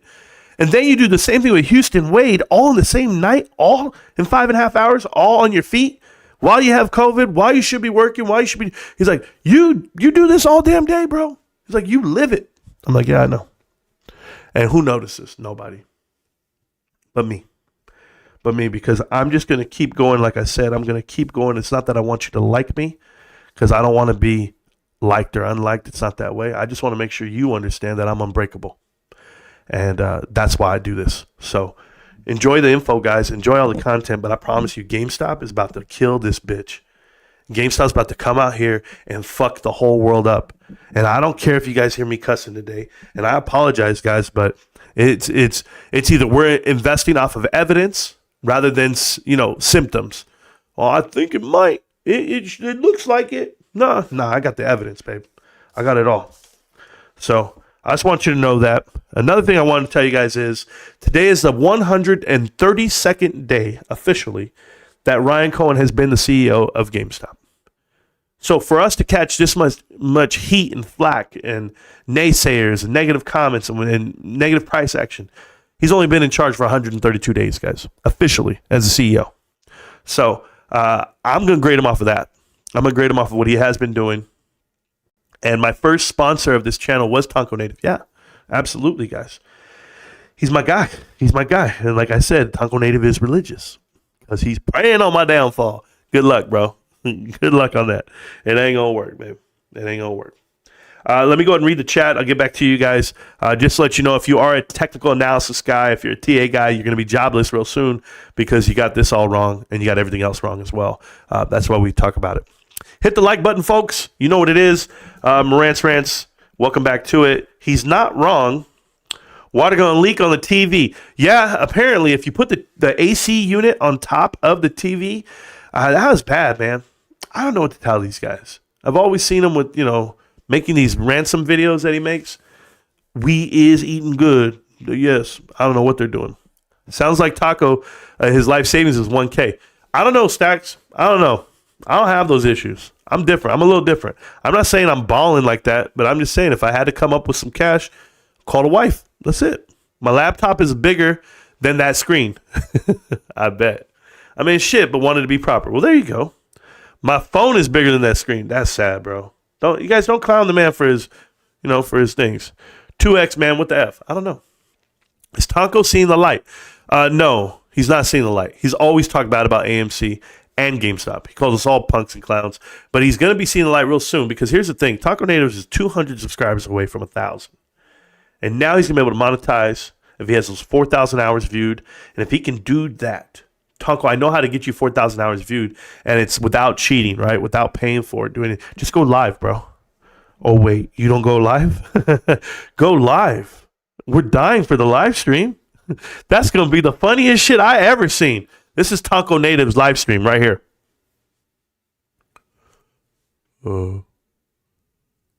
You in the chat right now is Marantz Rantz. Because you're a punk ass bitch, bro. I don't know. I can't speak as slow as he can. But if that's a skill, if you get paid to speak slower, then I'm down, bro. If they're coming out with Zootopia Part 2 and they got the slots back in that damn thing at the DMV and it's you, hey, do you want to hear a joke? That's about it, bro. He has a TV on Rent-A-Center, paying about 5 years in payments. He paid over $5,000. Hulk Hogan, don't talk shit about that. Okay, you can't even. See, I was doing so bad in life, guys. Let me tell you, I have struggled.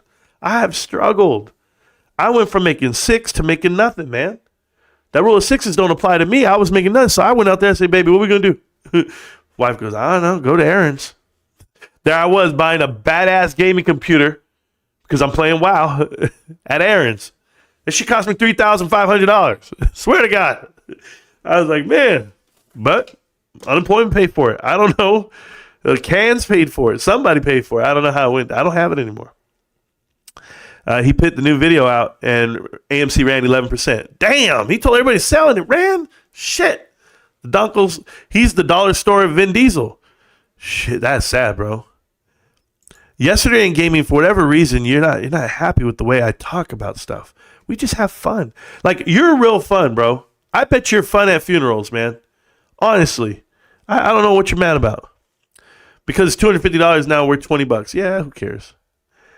Gives me the creeps when he talks about young people and children. Amber, he does that very often. He tells you about little girls and what they should be doing and shouldn't be doing. And it scares me because he's out of the country for a reason. But when he comes back into country, I'm even more scared, bro. I'm telling you guys right now, I'm scared of 2 people on this planet. I'm scared of Kais Malej and I am scared of Tonko Native.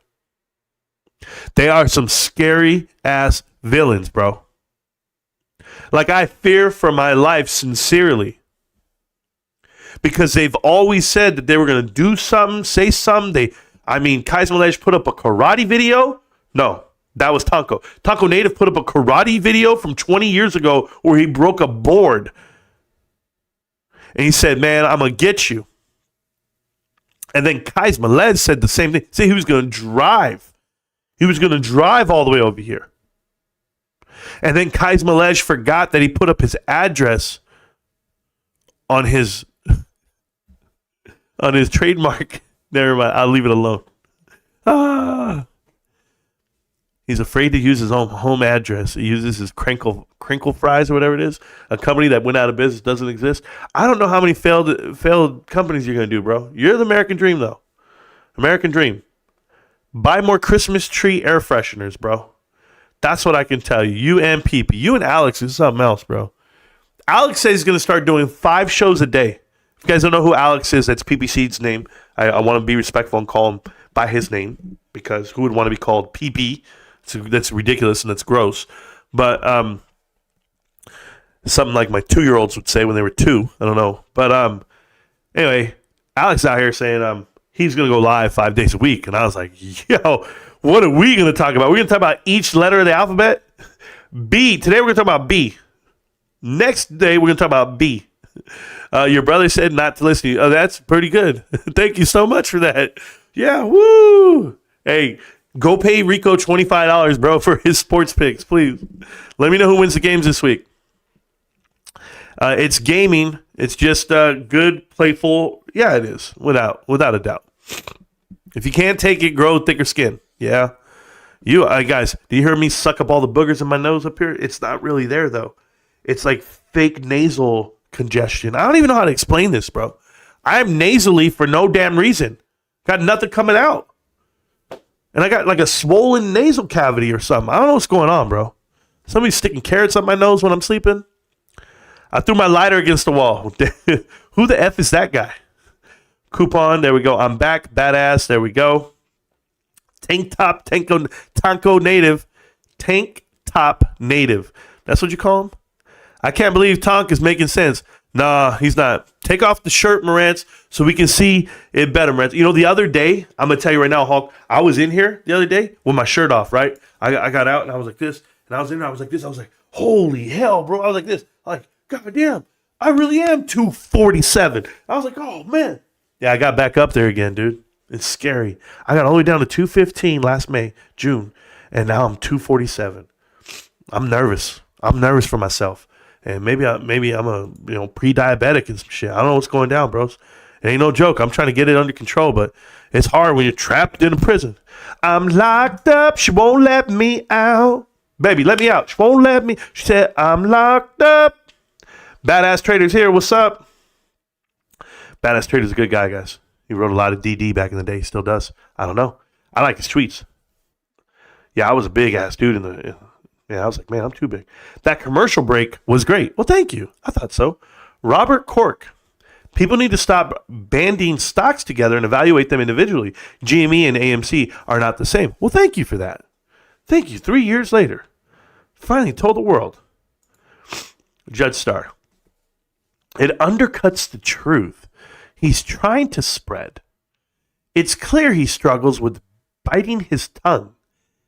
He likes to get himself riled up and have an excuse to let go and let somebody have it. Oh my God, yesterday in gaming, ooh, it's clear.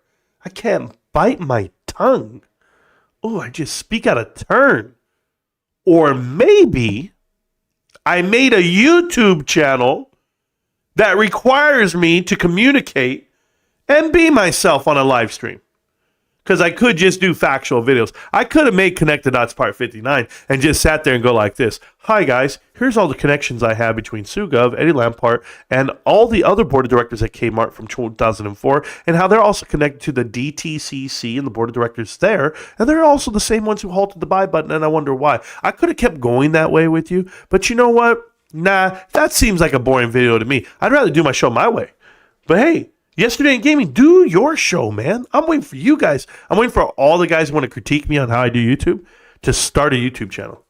I guarantee you how they're going to get in front of the camera. The first time they ever hit live or record, they're like, hey, no edits, no cuts? Are you serious, Marantz? Can you practice for me, dude? Do me a favor. Talk about a topic that you know very well. Like, just come out with it. And keep it going. Well, when I was 18, I got my first sex toy. And it was a little rough. It was. But my dad said I'd get used to it.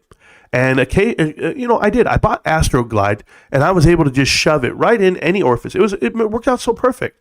So now I'm not a complainer. I'm really not. But next year I'm going to double down because I need to get 2. I want to fit 2 in the same spot. And I'm going to try that out. But until this is done, I'm going to keep watching Marantz Rantz on YouTube because he's a great YouTuber. See, there it is. I just did your whole piece for you, bro. It's going to be awesome. I don't even know about it. I say this as a fan of Marantz. You're a fan of me. You say this as a fan of me. Oh, thank you. Thank you. I remember him saying last year he wanted to soften his approach for a while. I felt he was focusing on the facts. Now, not so much. Nah. What was that? Did I have like a weak moment there? Is that it? Didn't Shaq just say don't open up to the females? Shaq literally just said, do not open up yourself to the females. Hola, Marantz. How you guys doing? Yes, how you doing? His sports picks are trash. Yeah, tell me about it, bro. Rico, yeah, we know. Don't even get me started. Yeah, so did you guys see this new documentary coming out? Anybody see this? February 17th or something like that? It's the Selena documentary, but from Yolanda's standpoint. She's the killer. You know Yolanda, the girl who killed her? Yolanda says, you haven't heard the real story yet. Bitch, I heard the story. Yolanda, do me a favor. She's up for parole this year. Hey, Yolanda, do me a favor. I don't know who convinced you that it would be smart to put you on the TV, but keep your little fat ass in prison, please. Don't bring your ass out here. I'm not threatening nobody. I'm letting you know right now, if this little Yolanda girl comes out here, they're going to do it for the culture, bro. They're going to do it for the culture. I'm telling you, you took the culture from us. You killed Selena. And she was on path to be something amazing, something that we could never imagine. Instead, we got J-Lo. We got J-Lo, the one who wants to hook up with P. Diddy, Ben Affleck, and Mark Anthony. Don't get me started on J-Lo, okay? And she's beautiful, I get it. But there's a J-Lo in every city. I'm just going to put that out there. She's nothing special. I know people want to tell her that she's special, but she can't sing. She can dance, sure, but there's a J-Lo in every city. I'm telling you, there's always some hot older lady.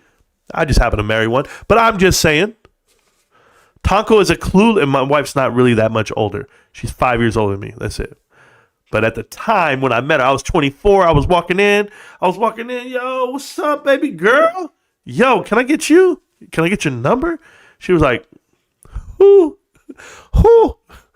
I said, there ain't no owls up in here. What's up? No. Hey, my wife, she played a song for me yesterday. Because remember, we can't talk to each other. Because I have COVID, so she talks to me through the door. She's funny. My wife is paranoid about getting sick. Because she just started a new job. Hey, shout out to mama. She's doing great. But I'm like, yo, babe, what's up? She texted me last night. We're on the phone, guys. We're a room away. Hey, I knock on the wall. That's her. We're talking on the cell phone for like 20 minutes last night. And I loved it. I said, hey, what's up, mama? What you doing? She said, you're so stupid. I said, baby, what you need me to do? You need me to come over? She's like, no, you ain't coming over. I said, nah, mama, I'll sneak in. I'll come in the back door. I'll come through the window, something. Come on. No, anyway. So she played a song for me.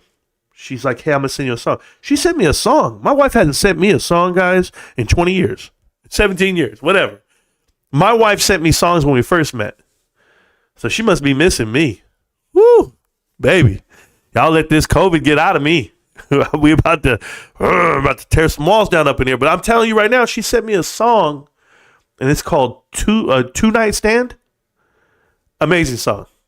Two Night Stand. Amazing song. I heard, I said, damn.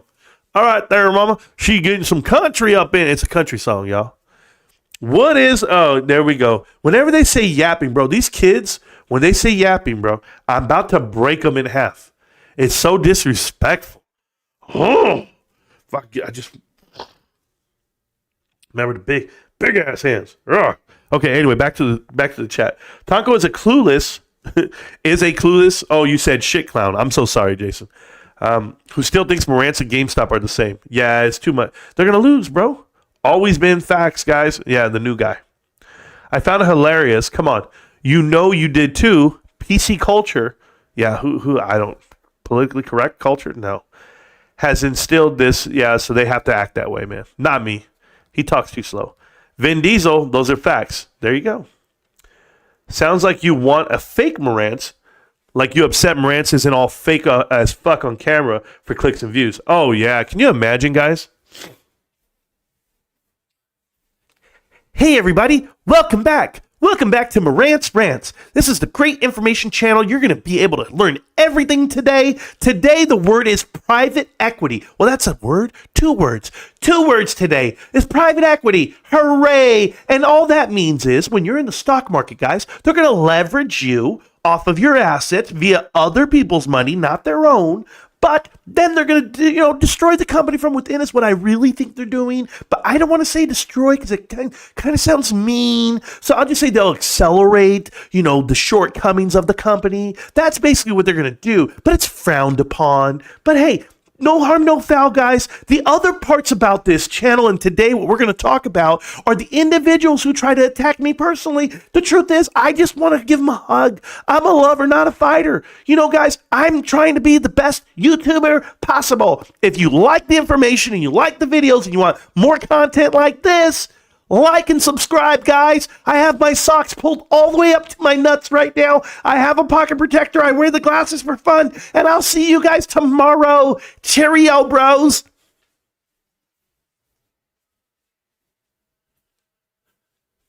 Is that the shit you want, bro? Is that it? Is that what you want me to do every time I show up? No, I didn't go to... I went to India for like 2 years, bro. Got recruited to play football in LQ. You know what it was? Fake Marantz. You ain't never going to get a fake anything out of me, bro. Also, Marantz did not say anything wrong. He let Tonka's commercial go uninterrupted. Absolutely. You guys better do it. I agree. He is facts first, but like I said, it feels like through all only collects facts so that he can resort to attacking people on a personal level, which he is good at, but it's not productive. Oh my God, it's not productive. Holy shit. Hey man, just shut up and dribble. Hey bro, when you make that 3-pointer, I want to see you follow through, shoot the shot. It goes in. I better see your ass back on defense. And don't be celebrating. Don't be celebrating, y'all. Don't put your hands up. Act like you've been here before. Yeah. What, you sitting down at the restaurant? What are you gonna do?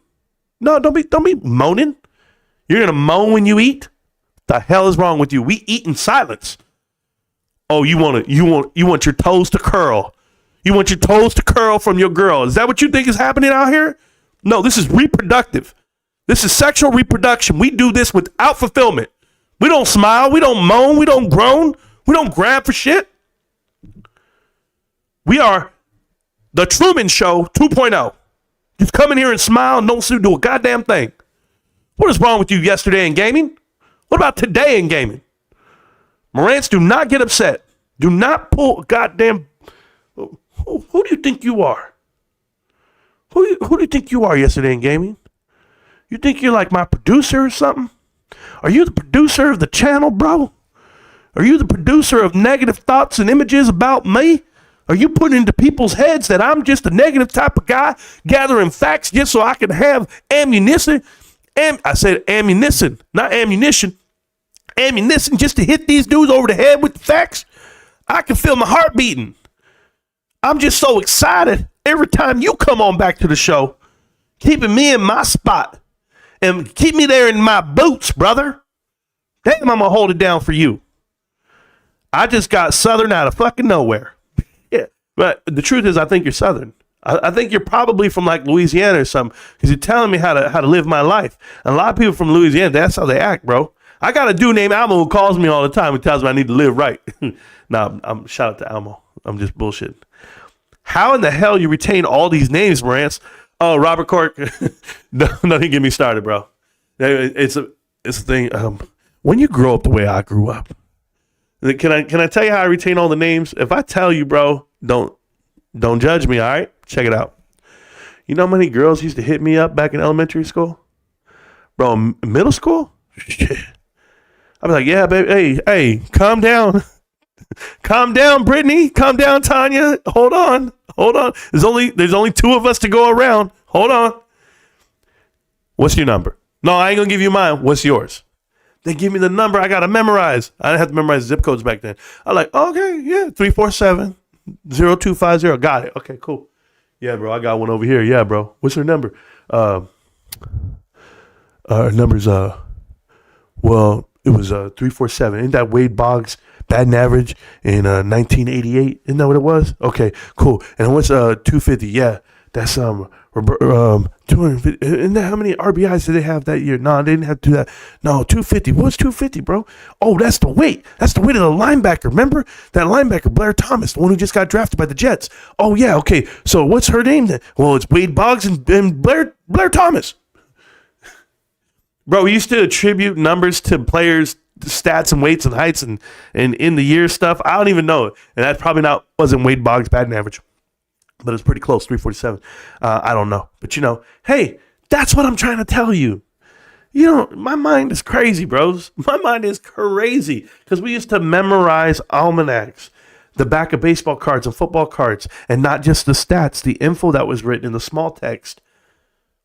And per year and per game, and we would average it out. Oh yeah, he had that many yards. Well, he did it in 12 games, and he did it in 14 games. So he did in this many at bats, and that's how we started doing fractions and math. And when you have sixth grade math, guess what you have? You have it up here that you can invest in the stock market. That's all it is sixth grade math. It's just arithmetic. It's just pluses and minuses and a couple of divides. It does not take you a genius to invest. And you just got to know what you're looking at. You buy what you know. You heard Peter Lynch tell it to you. It's so simple. Buy what you know. And what do I know? I know games. I know gaming. I know the industry. I know retail. I'm not a fake. I'm not faking it till I make it. I'm not making up bullshit on the spot. I'm literally that dude. So believe what you want. This channel was started out by calling out all the fakes. Correct. I'm still holding Sears stock, Ryan. Well, enjoy the losses, bro. That's wild. I don't see that at all. He goes after liars, and yes, he's really funny. And yes, has really funny jokes at times, but that doesn't take away from the direct. Yeah, the info doesn't change. It makes it more accessible to people when they can laugh while learning. Yeah, I know they don't understand this part, Judge Coupon. People don't know this part. And I just want everyone in here who's in a corporate leadership position, I want you to understand this is the dynamic of doing speeches, okay? I'm a public speaker. I literally get paid to speak.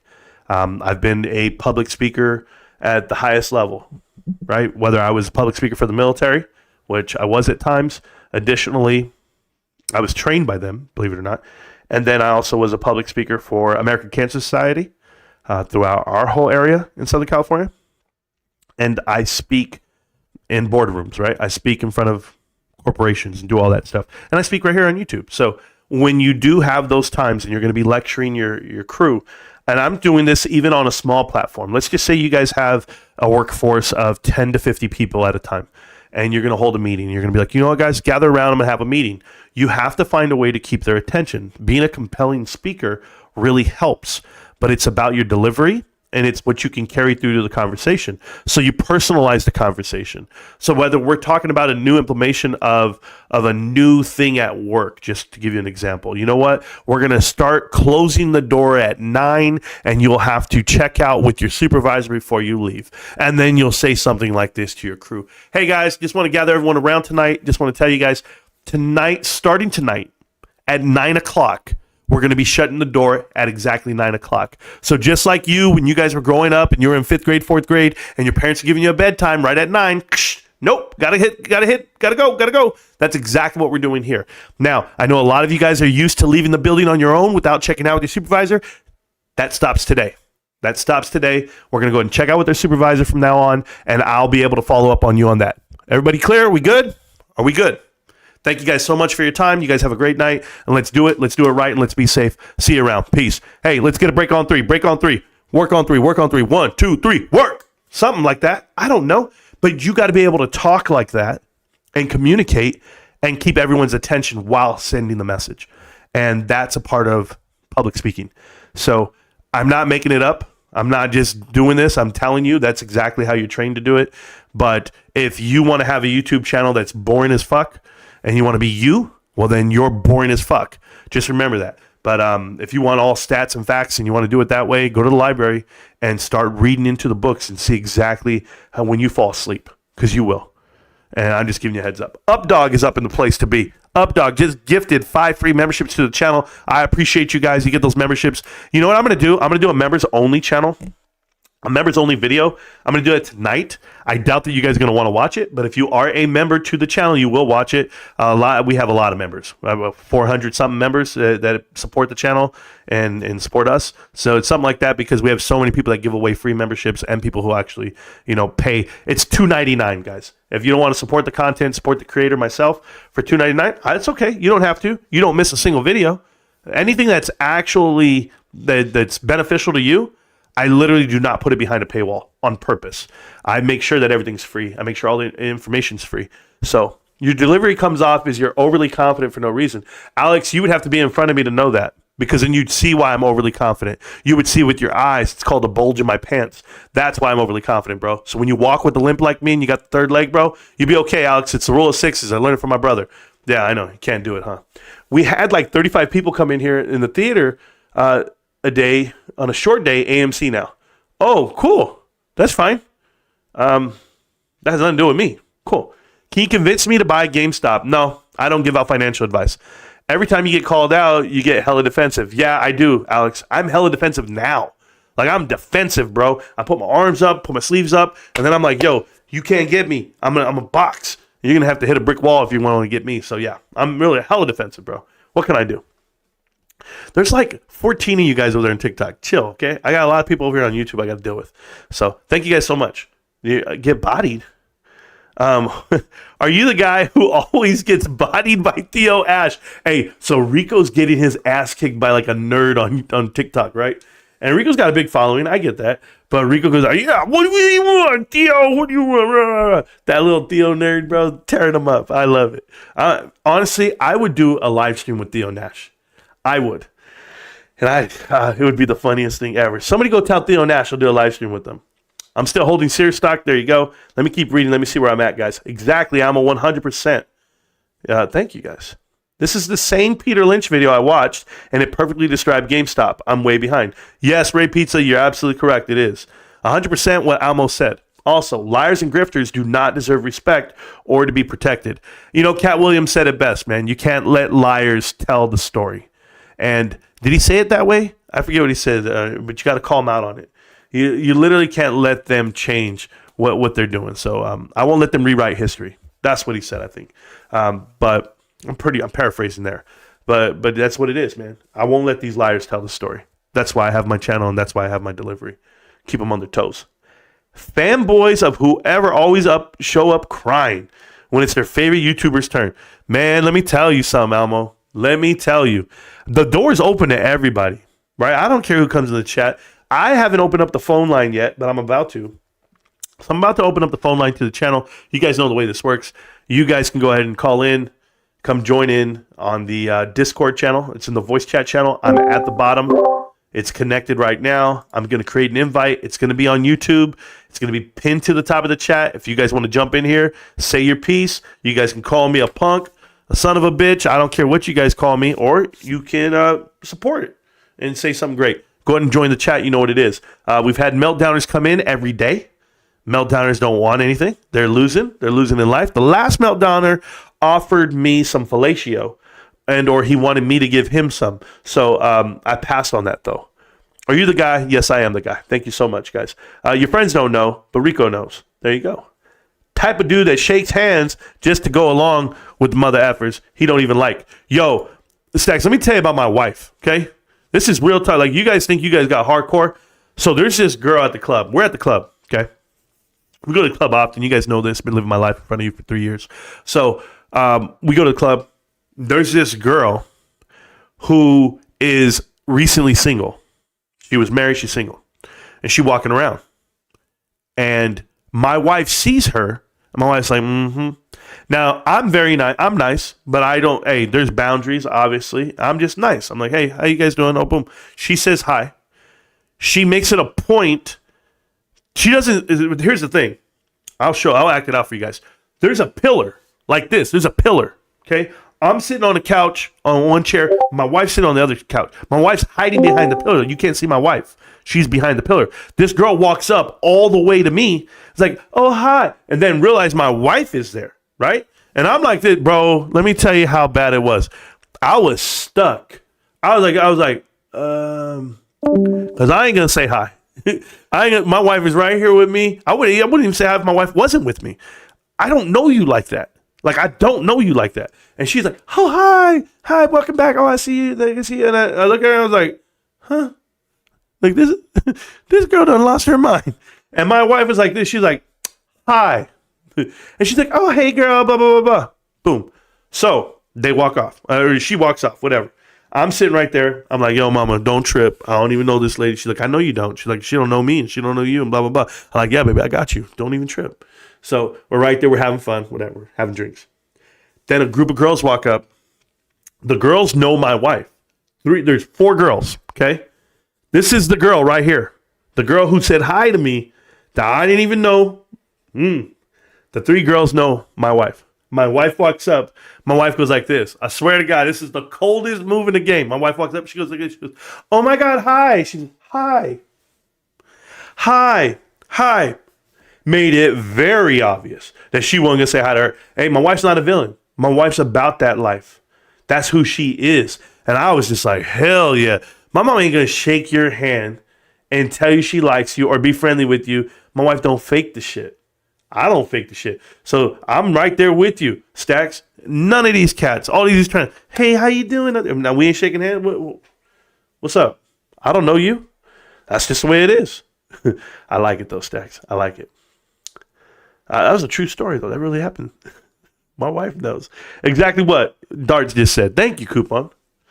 Thank you. I'm not saying that. I'm saying don't stoop to their level and act like a clown. Who are you to call people a clown? How do you know what a clown acts like? You know I'm afraid of clowns, right? Like I don't hang out with clowns at all. So I don't even know how clowns act, bro. If you know how clowns act, you ain't my kind of guy. I'm just going to tell you that. That's it. Patrick Mahomes' daddy got arrested in drunk driving the day before the last. Yeah, I saw he might be out on bail, but wouldn't you drink if your son was married to Brittany and you had a punk-ass other son? That's what everybody's saying, right? Yeah. These dudes out here drunk driving. Not that Marantz acts like a clown. Oh, now you're going to say it. Here we go. Bro, why are you still typing?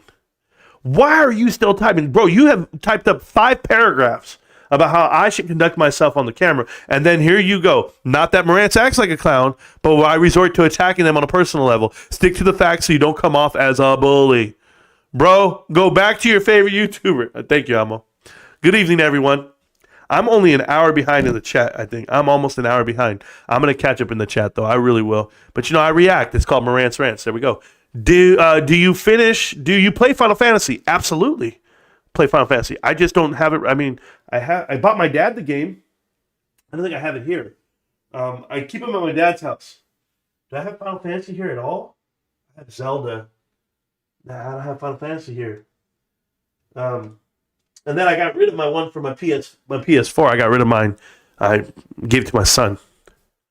Telling people the truth isn't being a bully. I've seen Marantz make fun of me sometimes, and I laugh my ass off because it's funny as hell. Like I said, people need to grow thicker skin, thicker hides. Yeah, absolutely. I've made fun of you, Coupon. Why wouldn't I? Have you heard yourself?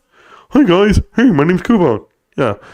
What about these private equity guys that just bought the Orioles? I don't know who bought them, but I can go look it up. I can figure it out. But, baseball's rampant with private equity, just like basketball. He got mine good. There we go. I'm buying all the Orioles. It sounds kind of costly. Yeah, when some little beta male mother effers starts feeling tough behind a keyboard or even a camera, alphas and sigmas should just let it slide. Yeah, you remind me of who they are. Yeah, I got you. Yeah, I won't let it slide. Always call it the liars, grifters, and scammers. I don't think one tries harder to inform or misinformed and lied than to them, Marantz. What the hell did you say? I don't think no one tries harder to inform the misinformed and lied to than Marantz. That's a hard one to read, Almo, because that's all crazy. You need some commas in there, bro. Bruno stole the Twisted and the Noble DD. Okay, wondering. I don't know about the DD, and I don't even know who Bruno is. Somebody keeps telling me this guy is tweeting and stuff. Like, guys, listen to me. All the guys in the Bed Bath & Beyond crowd, I don't know them. I've never talked to Chad Mojo, Salvador. I barely talked to Carter. I don't talk to these people. I don't hang out in the Jake B or whatever his name is. I don't hang out in his circles. These guys are all liars. Like, can you imagine you have a following based off the fact that you lie about something? I can't do that. I couldn't wake up and do that. That's crazy to me. Oh, I could never. Can you imagine just waking up every day and just be like, hey, guys, listen, this is what I'm going to tell you today. Bed Bath & Beyond's coming back. Yesterday, in gaming, is a troll from Data Zero's clique. Oh, man. Man, if you watch Data Zero, get out of here, bro. Come on, man. Come on. I could have ruined that kid's life, but I felt bad. I found his Facebook and his real name and everything, and I felt so bad. I sent it to the mods. They'll tell you the truth. I was like, is this kid serious right now? He was like writing love notes to himself, telling his family, I'm finally famous. I finally made it. Oh, man. So awesome. I have 9,000 subscribers and I'm finally making enough money to live life. And I was like, bro, join the army. I remember that shit, bro. Possible future video for Marantz to make. You just never know. I have to look up the DD. I'll figure it out if they stole it or what it's all about. Buy what you know. I know gaming. I love buying GameStop stock. Absolutely. Find a company that is in a turnaround. Strong balance sheet. Oh, I gotta drink some more NyQuil. I can feel it in my bones. Don't you dare moan on that mic, Marantz. Don't you moan on that mic. Made my lips numb. Tingles, bro. Bill Pulte said I have nice lips. I guess that's what they told me. They told me he said something about my lips. That I'm sucking on something with my lips. That's what he said. And I was like, Bill Pulte, come on, bro. What man talks about another man's lips? Unless you're really looking at him. You know? That's all I'm saying, bro. Oh. Buy both, they'll both squeeze. That's so stupid. It's not even, I mean, if you're saying AMC's going to squeeze, man, I really got to ask you, like, what world do you live in? Thank you guys so much.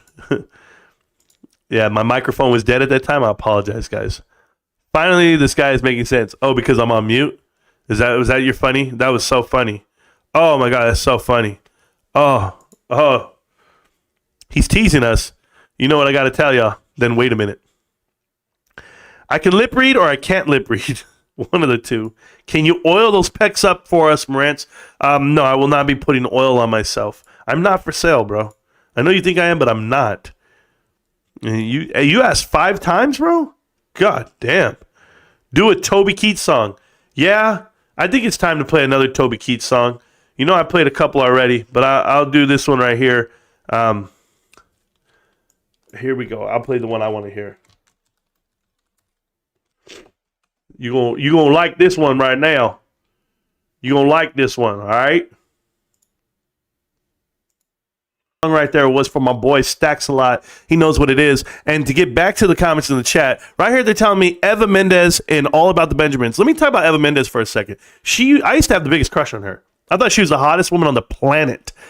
And then I saw her recently, and I saw that she married somebody famous, and she had kids, like multiple babies, and she's not acting anymore. And she looks like an older lady now. Who's having babies in their 40s, bro? Calm this shit down. People, have babies in your 20s like you're supposed to. If you have babies in your 20s, do you know what you're doing in your 40s? You're living life. If you're having babies at 40, you're walking in a wheelchair to graduation, bros. This shit is crazy. Stop the nonsense. But, you know, these guys make money with their bodies. Well, I can't stop them. I can't stop them. He chilling long and hard now. Don't ever say that. Pause. Almo, do not say he's chilling long and hard now. Like, did you even type that up? Bro, calm down. Yes, Palm Desert. You know, the Aztecs, the #1 wrestling team in the state. Well, top 3, top 4, whatever it is. But still, the shit.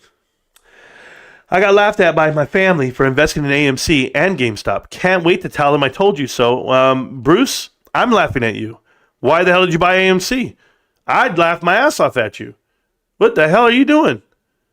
I know you watch the channel. I know you're here all the time. But why the hell would you buy AMC? I've had this channel for 3 years, young man. At any time in those 3 years, you probably would have made some money or saved yourself some money. Who blocked me from saying to buy AMC and GameStop? I did. And somebody else did. But all they did was mute you. Calm down. Nobody blocked you.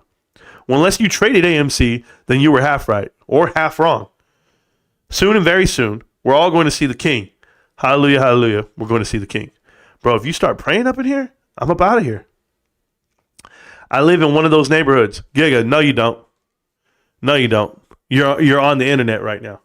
You don't live in one of those neighborhoods. Let me tell you something about those neighborhoods. I've been through those neighborhoods. And I have a firearm, a bulletproof vest, and a partner. I'm telling you right now, you don't live in those neighborhoods. I've seen them. Yeah, and guess what? 5-0 don't even go there. You don't even take the call, bro. It's like, oh, okay, yeah. No. I promise you don't live in those neighborhoods.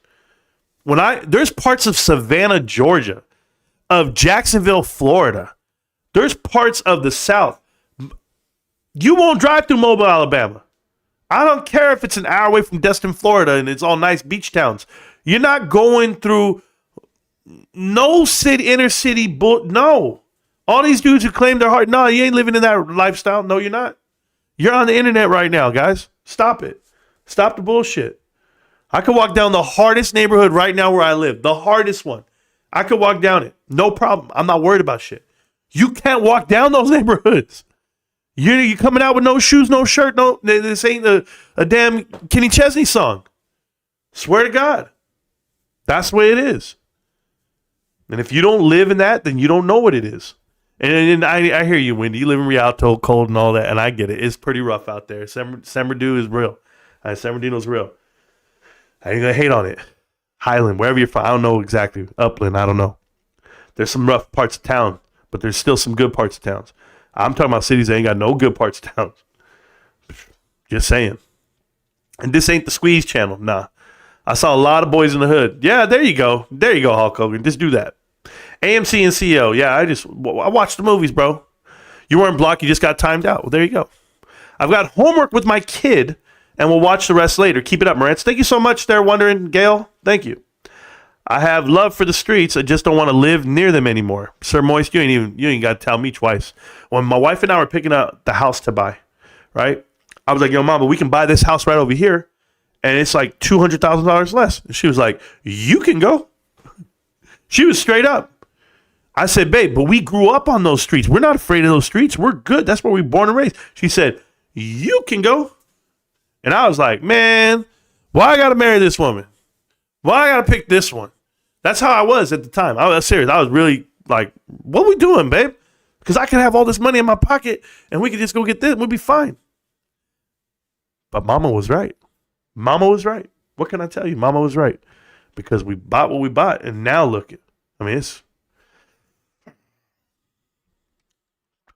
pray for us all, guys. Pray for us all. So there we go. Marantz, you a champ, bro. Thank you. Appreciate you, bro. Shout out to Toby. Shout out to everybody today. Straight up, this is how much I like Toby Keith. My first animal that I ever got as myself was a cat named Toby. Swear to God. Toby. And I even think that's my son's one of his first little stuffed animals. He named him Toby. Extremely hard. Oh, my oldest son. Yeah, his name is Toby. Holy hell. Yep, extremely hard-working man.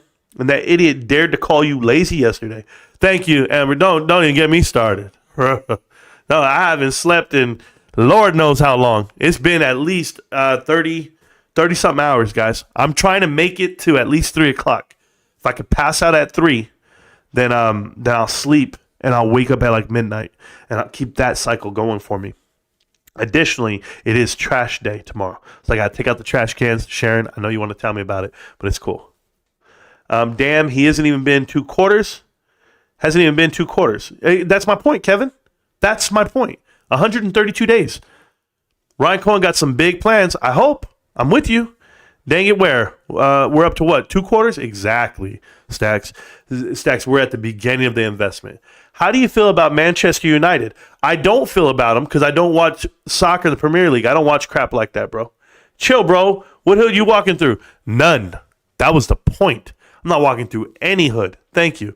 Love this guy. Really appreciate you. Thank you so much. We love you. How much can I get for NCAA 12? I don't know. Nonsense. Manchester United, I'm missing out. You think I'm missing out because I'm not watching sports? You see, here's the problem that I have with individuals who watch sports and make that a part of their life. Okay? Dude, I got this phone call I can't take. I got a phone call I can't take. Somebody tell Willie Bobo I'm on the live. It's Willie. I can't take it. Sorry, Pops. I'm going to call you back, Pops. I'm on the live. What do you want me to do? I hope it wasn't important. He'll call me back if it was. We're all in this together. We're all in this together to win. Are you singing High School Musical right now, Jay? We're all in this together. This I know. Yes, I know. Zac Efron pops out. Hey! That's the YouTuber you guys want. Hi, guys. I'm just here to tell you that you'll never look like me. You'll never have the body I have because all I do is work out all day. And I eat right. I have a chef. That's why I make millions of dollars for these movies. But then people want to compare your body to mine. And they wonder why you don't look like me. And then the gym bros that actually have bodies like this, they put a lot of shit into their bodies trying to look like me. And they neglect their children and their girl. And they just have a really nice car. Not knowing that's a depreciating asset. And they should have took that 30 grand and put it into a house. Because 6 years from now, instead of driving the Hoopty, which they should have done, drive a little Honda Civic, a little crappy one too, an older one, 10 years older. Then they would have a house. And then be getting through it, and they'd have millions of dollars in the pocket. You know, like 30 years from now, that car would be worth nothing. Because once you scratch it, once you spill something in it, once you get a stain on the seat, oh, not going to care. There you go. You're missing out. Take the phone call. Don't worry. Oh, Foodie, yeah, I don't know what he's doing, bro. I don't know what he's doing. Let me see what he wants. Should I call my pops live on the stream? Let's call my dad, man. My dad ain't doing the damn thing. You guys don't know my pops. My dad's like really like he's the most hip dude you ever met in your life. Yo, what's up, player? Like that's how we'll talk to you. Watch this. Watch this. Hey, what's up, player? What you doing? You on the live? You live on the stream right now? Oh man, then my bad. I was just gonna ask you when I go to Costco, I go right there to find out because I know another year's up. I gotta pay that membership. Oh, is it? I gotta pay it then. Is it up? Is it ready? Oh, I don't know. I'm just asking. asking where do I go right No, there but to you don't pay it. You don't worry about it. I got you. All right, then.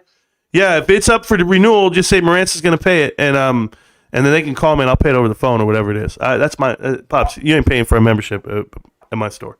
All right, good looking out, man. Yeah, you going right now?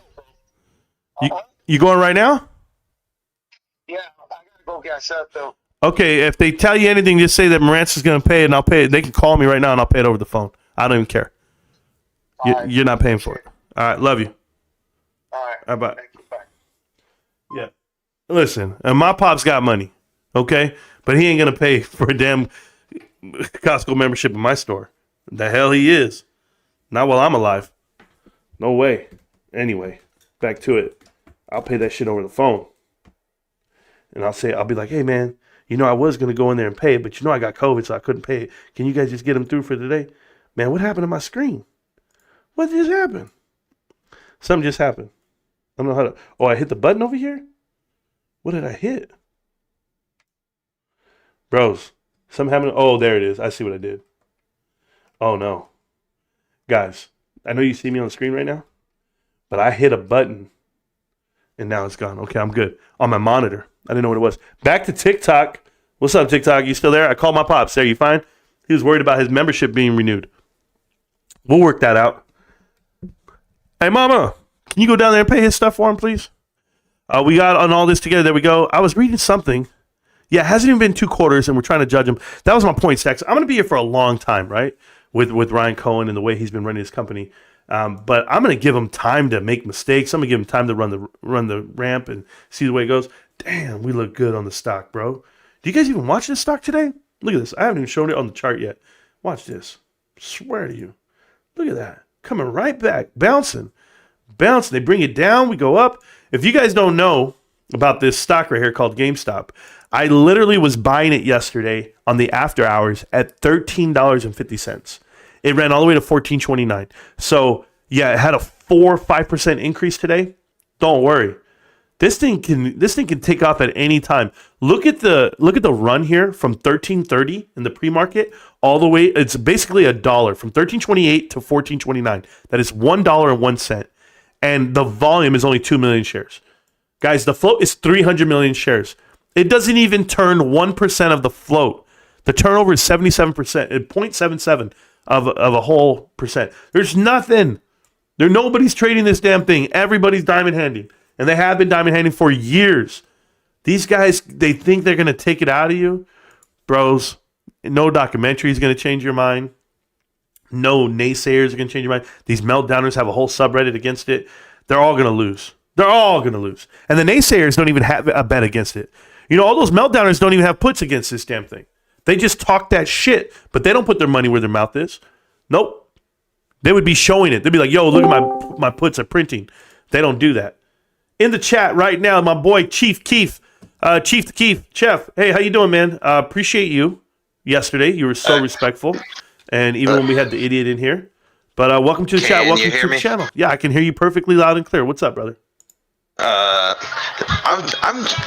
wondered if you knew about the Xbox 360 Xbox Live store being shut down and whether or not they're going to keep the games on the Xbox Live.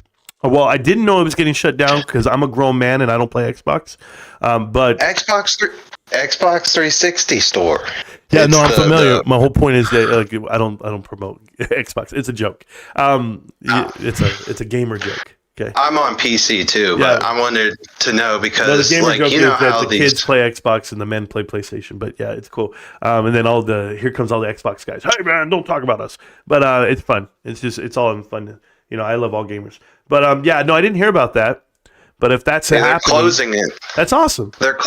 They're closing it in July, and I was like, well, if they're closing that store and you're not going to be able to play the games that were on the original Xbox, I thought I heard about this. Yeah, I thought I heard about this. Wouldn't that bump up our physicals? Yeah, I heard about this, and what they were saying was this is the whole reason why you need to have physical, or you want to have physical, because the digital will eventually evaporate. Somebody doesn't want to run these servers where the digital games were, and we know this. We know exactly what it is, but Yeah, that's why I have physical behind me, just to show you that the collectors collect over decades. So, yeah, it's going to suck for them, but it will increase physical sales because people are going to have to find games to play. See, my thing is when I go to Swap Me and I see games that I want to buy that I haven't played in a long time, 20 years, 10 years, 15 years, if I still have the console, I'm going to play it. But what I learned from doing that experience and talking to the Swap Meet guys, know that if you guys don't know what that is, it's like a market, right? You go out to like this open air market, and they're out there, and I walk up and I go, hey man, the games, and he's like, the games are reasonably priced. You know, they might be $25, $5, $10, $40, depends on like which ones they are. But you know what's more expensive? The controllers. And I was like, what the hell? Why are controllers so expensive? He's like, well, you need a controller to play, right? So you need a controller to play, but they don't make more controllers. There's no more controllers being made. That's why there's third-party controllers being made, but that's one thing. But the original controllers, do you know what the value is on those and the markup on those? Unbelievable. You can have the console, you can have the game. You can't play without the controller. So the controller is everything. So when I found that out, I started thinking to myself, what have I spent the most money on with my son when it comes to his gaming experience? It's his headsets and his controllers, the accessories. So the one accessory that's not bought a lot is like the charging station, right? The docking station. So that's the best $30 you're ever going to buy because you're never going to replace it. But you're always going to replace a headset and a controller. Period. One every year, one every 6 months. Like it's like that. So these are just Lord, I know. Well, these are inherent expenses that you do. Now, some guys will be like, I'm a grown man and I don't break my stuff. I get it, man. You're 40 and you're single and you have no kids. But if you have kids and you know the way teenagers are or anybody, they're just throwing their shit around, that's on them. But that's how they're growing up. So I'm okay with it. They don't take care of their stuff. It lasts through every generation. Yeah. Every generation. So I just got asked a question. I got asked a question, and it said, thoughts on O.J. Simpson. I know this is pretty random, but the fact that this lady Yolanda's petitioning to come out of prison after she killed Selena, I'm going to tell you about O.J. O.J.'s out here doing podcasts, and he's laughing. He's living a good life. Let me tell you, Yolanda will not be. She took the culture from the people. That's a big difference. She killed somebody that people care about. Apparently, nobody cares about Nicole Brown Simpson, or else O.J. wouldn't be walking around. I don't know who her family is, who her cousins are, who her loved ones are. Maybe it was only Ron Goldman, but I'm telling you right now, you kill one of my kids, bro, stay in prison. That's all I can tell you. Yep. And I'm not even joking. Yep. You people think I'm joking. I've lived a good life. I don't mind getting locked I up. didn't understand it. 3 hot meals and a cot. You can give me that all damn day. I'll live that life. That's why we love you, Marantz. That's what I just read. I don't know what I stepped on, bro. I stepped on something. Anyway, so how else you been? I didn't mean to cut you off. I was just reading the chat over there. No, you're good, dude. You're doing your thing. I'm just here trying to get your perspective on this whole Xbox thing. Because, like, as I see the chart going down, it's like all this bullish stuff is just coming up. And then you can see the volume just dropping off of this trading range. The next move is going to be higher. It's going to be crazy. Yeah, no, I agree, and I think it's going to be amazing. And I think that even if they were to suppress the price, that it would become such a problem. This is what I hope happens, okay? And I want people to know this. This is what I hope happens with GameStop. Okay, I hope that the earnings come out and they drop this price even further, and they try to cripple it on that end, because now it will highlight the fact that everyone's a fucking idiot. I'm telling you right now, everyone's completely wrong about what GameStop is, because when you see it in that light, you'll see how much value you're getting. It's that spring load, right? You're just compressing the spring, and then it's just gonna boom, it's gonna explode, because there's no way that you should be able to buy GameStop for $13 a share and it has 4.5 on cash. Like, they're literally going to have $5 cash when we're done right now. They're going to be up to $1.4, $1.5 billion worth of cash in the bank in marketable securities. And that's based off the math that I'm doing, right? Maybe I'm wrong. We'll find out. We'll find out how good I am at math. And we'll also find out just how right I am about trailing 12 and PE ratios and a lot of other metrics that you want to measure the company on, and return on your capital employed. You want to do all of these things. But when you start looking at what GameStop is, can be, should be, will be, it's a value stock. It's not a growth stock. and you start giving it the right value, then you'll understand. So I'm very excited about the earnings report. I have the helmet to prove it.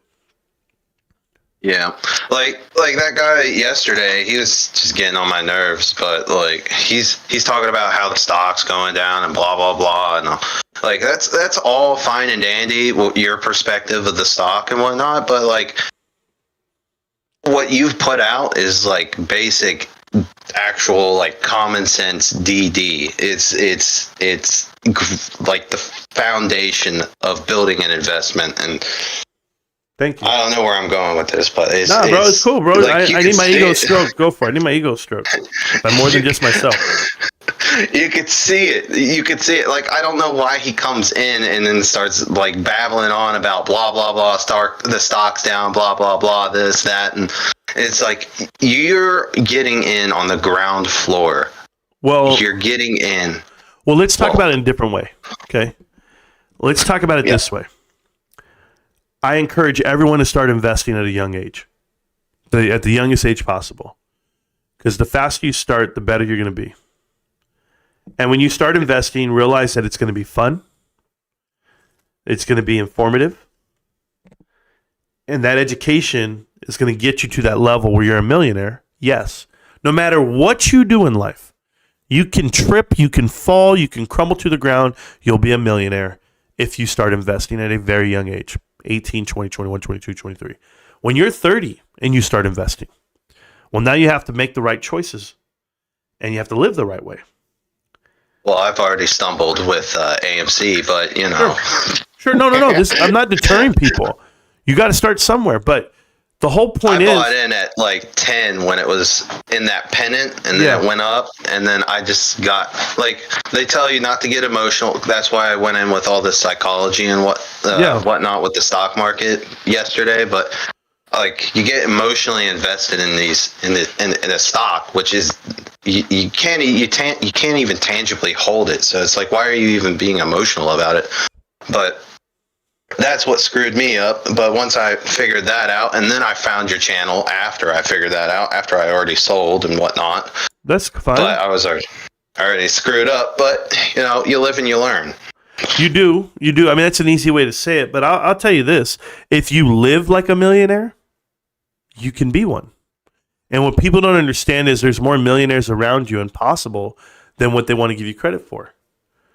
People just have to live within their means, don't overextend themselves, and stick to the plan, stick to the process. And it's so easy for me, right? I'll give you this example. You and your wife are doing well in life. You guys have X amount of cash left over every month. So you tell yourself, I can afford that Range Rover. That Range Rover is going to make my family look so good when we go to a restaurant and or we go to a family function, because going to and from work, who really cares? Right? You're buying a vehicle to get noticed, apparently. It's a nice vehicle. Is it going to get you from point A to point B? Probably. Look at Jeff Bezos, though. He drove a Honda Civic for like how long, and he was a billionaire? That's my point. That's the way. Like, I watched all these documentaries on Soros and Lynch and Jeff Bezos and Elon Musk and all this other crap that's gone down in society, and I'm trying to emulate that. Yeah, but look at them now, right? Now, yeah, they're ballers. They're billionaires and they're trying to go to space. Like, get the hell out of here. I don't want to do that shit, right? Like, I just want to live my life. So I buy my wife a hybrid car. You know, she has a Ford Fusion hybrid. We're good. I got a little rinky-dink pickup truck. I'm good. I'm not hurting anybody. It's not hurting anybody. Everything I do doesn't hurt anybody. I talked to my wife 2 days ago. I told her my plan because she's getting paid more. Obviously, you know, my career is going well, whatever it may be. And then I also have my GameStop investment. I have my Costco investment. And my daughter's 25. And I said, hun, I want to buy her a house. And right away, my wife says, you're crazy. I said, no, I'm not. I'm not crazy. And she actually listened to me. I said, one, all you need is the down payment. That's it. Get the down payment. Get into it. We have enough for anything that could go wrong with the house, a second house. I said, but we put it in her name. We co-sign. It's our home. She's building up her credit. It is hers. She can have roommates. I don't care, whatever it is, but it's my investment to my children because I want to do it anyway, right? And if I have the money to do it and I have figured out how to do it financially where I can afford 2 mortgages in California, then I'm going to do that. And I'm going to make it happen. It's not I'm going to wait till I'm ready. I'm going to make it happen.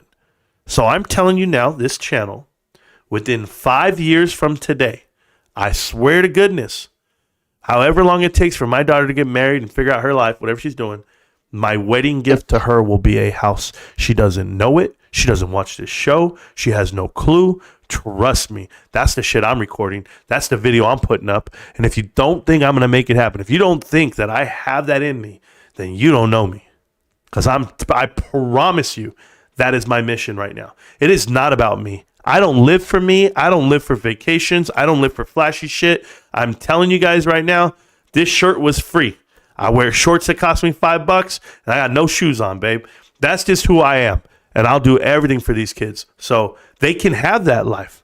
I respect Adam Aaron to a point where he's giving his kids all this damn money. No, I don't. I'll slap the taste out that kid's mouth. But I do it for my children. I do it for them. I do it for everyone around me, not for myself. So that's my mission. That's my dream. And I'm working on it one day at a time, $15 at a time. I'm putting money away. Don't worry. I already know where my money's going. It's going right to the house. I promise you guys. And when it happens, I'll record it. I'll show it. I swear to everything holy. Maybe my wife is going to want the new house and give her this one. I don't know. But nah, this is my house. I love this house. I love the bones of this house. It's the right square footage. It's the right layout. It's everything. But we'll see how it goes. This guy's doing garbage karate. Tell me about it, bro. Man, these people are softer than a muffin. Don't you know it? Yeah, I know I said a whole bunch right there, but I just want to share that with you. Yeah. Well, I appreciate everything that you've done. Thank you. Well, with your channel, and I appreciate because like before I found your channel, I just was going to work, coming home, going to work, coming home, and I had no drive whatsoever. I was just not in it to win it at all. And then you just started talking about you're working, you got a plan, you're doing this, you're doing that. It's a competition. You're out here beating everybody, and I'm just like, I need to emulate that. And wow. I did for my job at this time. Well, this past year has gone by, and I've just completely flipped it. That's so just awesome. Complete. They're just like working to the bone, just killing it. Yeah, that's cool. Well, I'm happy. You know, that's probably the best compliment I've had all week, man. That, you know, if I'm inspiring anyone to work a little harder and do a little more, I try to show you everything I do, and I'm living proof.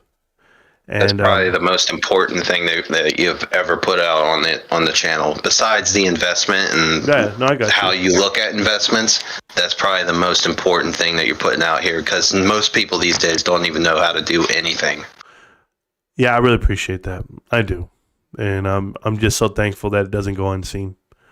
I know I get a lot of DMs from people, and they always hype me up, and they're like, "Yo, Marantz, you're the man, bro. I can't believe you do this." Like, honestly, it surprises people. For my buddy to tell me last night that he's so surprised, like, how much work I do.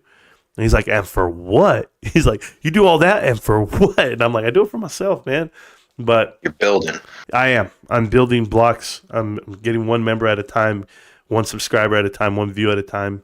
And, you know, I told you guys that I've watched the channel growth. You're doing good. Yeah. A whole lot better than the other guys. The other guys aren't even here.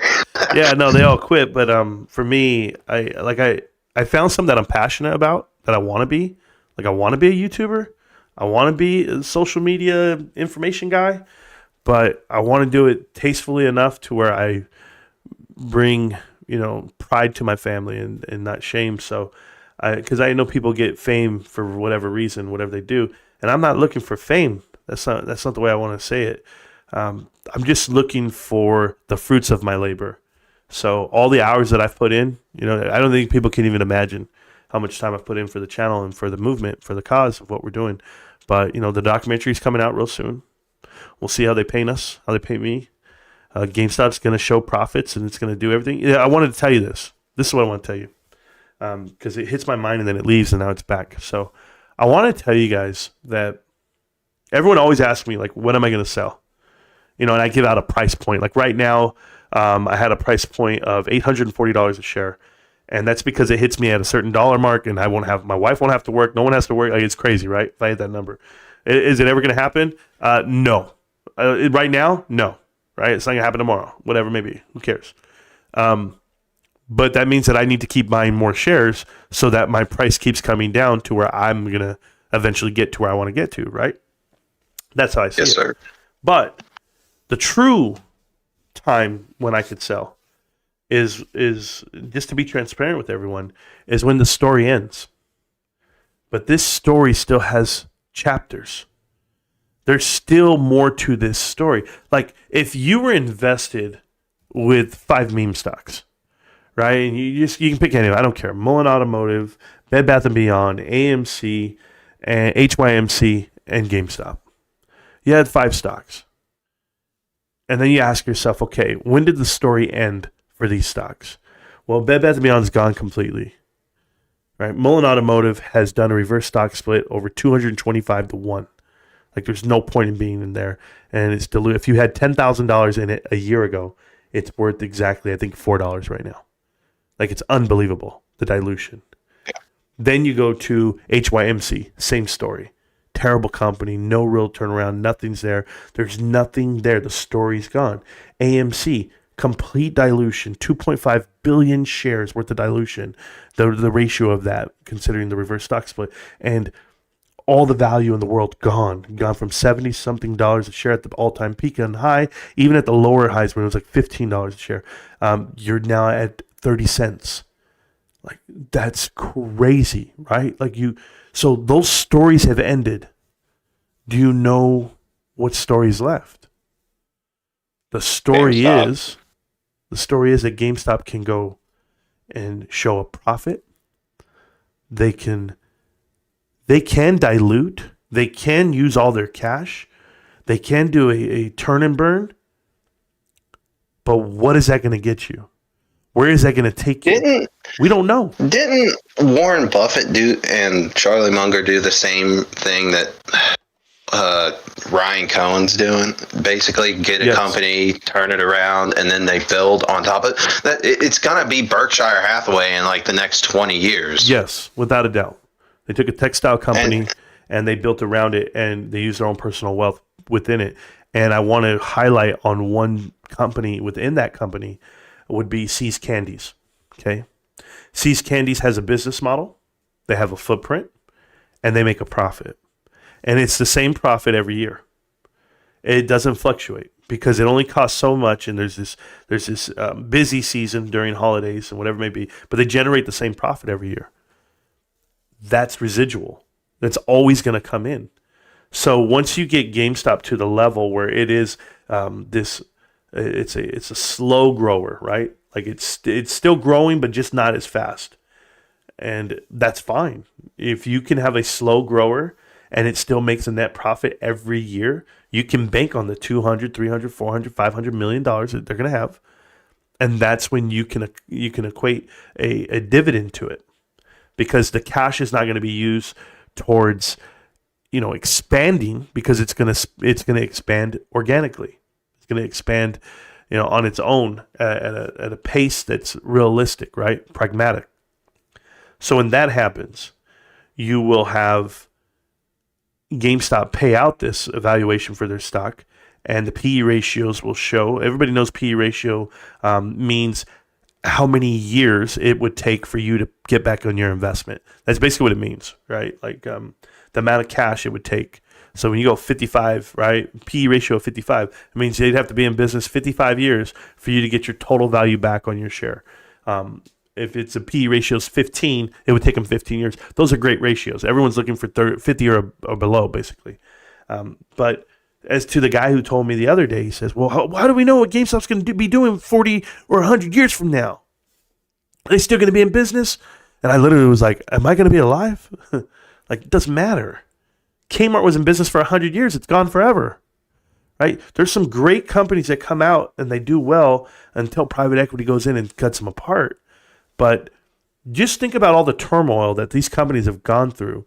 The auto industry, the drinking companies, the banks themselves, throughout these last 120 years. They've gone through everything. Wars, this different presidents and every event that could happen, right? Whether it be 9/11, the moon landing, JFK assassination, the Great Depression in itself.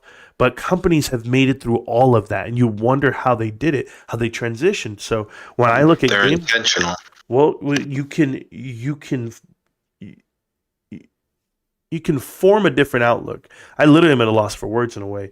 I would tell you, like a chameleon type style, like for GameStop, they've gone through the .com bubble, they've gone through the housing crisis, they've gone through the pandemic, and now they're here after the fact that they had a short squeeze, and everyone's trying to attack them and tell you that it's terrible. Like, when are they going to give up and stop telling me to forget about GameStop? It's those people that are telling you that it's a terrible company that are the ones buying it. Yeah, we know what it is. That's so I'm going to be we one of all the know what it 10,000 is. people here on the channel. We're going to hit 10,000 subscribers soon enough, and when we do, it'll be, hey, we're just one of 10,000, and we'll go from there, and we'll keep building bricks. And it's true organic growth. It's really us. I didn't buy any views. I didn't buy any followers. None of the above. It's just all legwork. You guys telling people, me telling people. But the information has been correct for the last 3 years, and the private equity information that we've unveiled is phenomenal. And shit, even Charlie Munger was buying in before he passed on. Like, if anybody's got values that you want to emulate, it's Charlie Munger. And if he was buying the stock, they're gonna find out. What do you think he saw? Well, they're gonna find what out. You see. They're all gonna find out the hard way, and I'm still gonna be here. So, Marantz just wants his flowers. Oh, sure. I don't know exactly what that means. I don't know when that phrase started coming out, but I'll tell you this: I'll water my flowers, and I'll cut my weeds. And that's it. So, I'm a TA guy, and I got it right on the Marco supports the fundamentals. Okay, cool.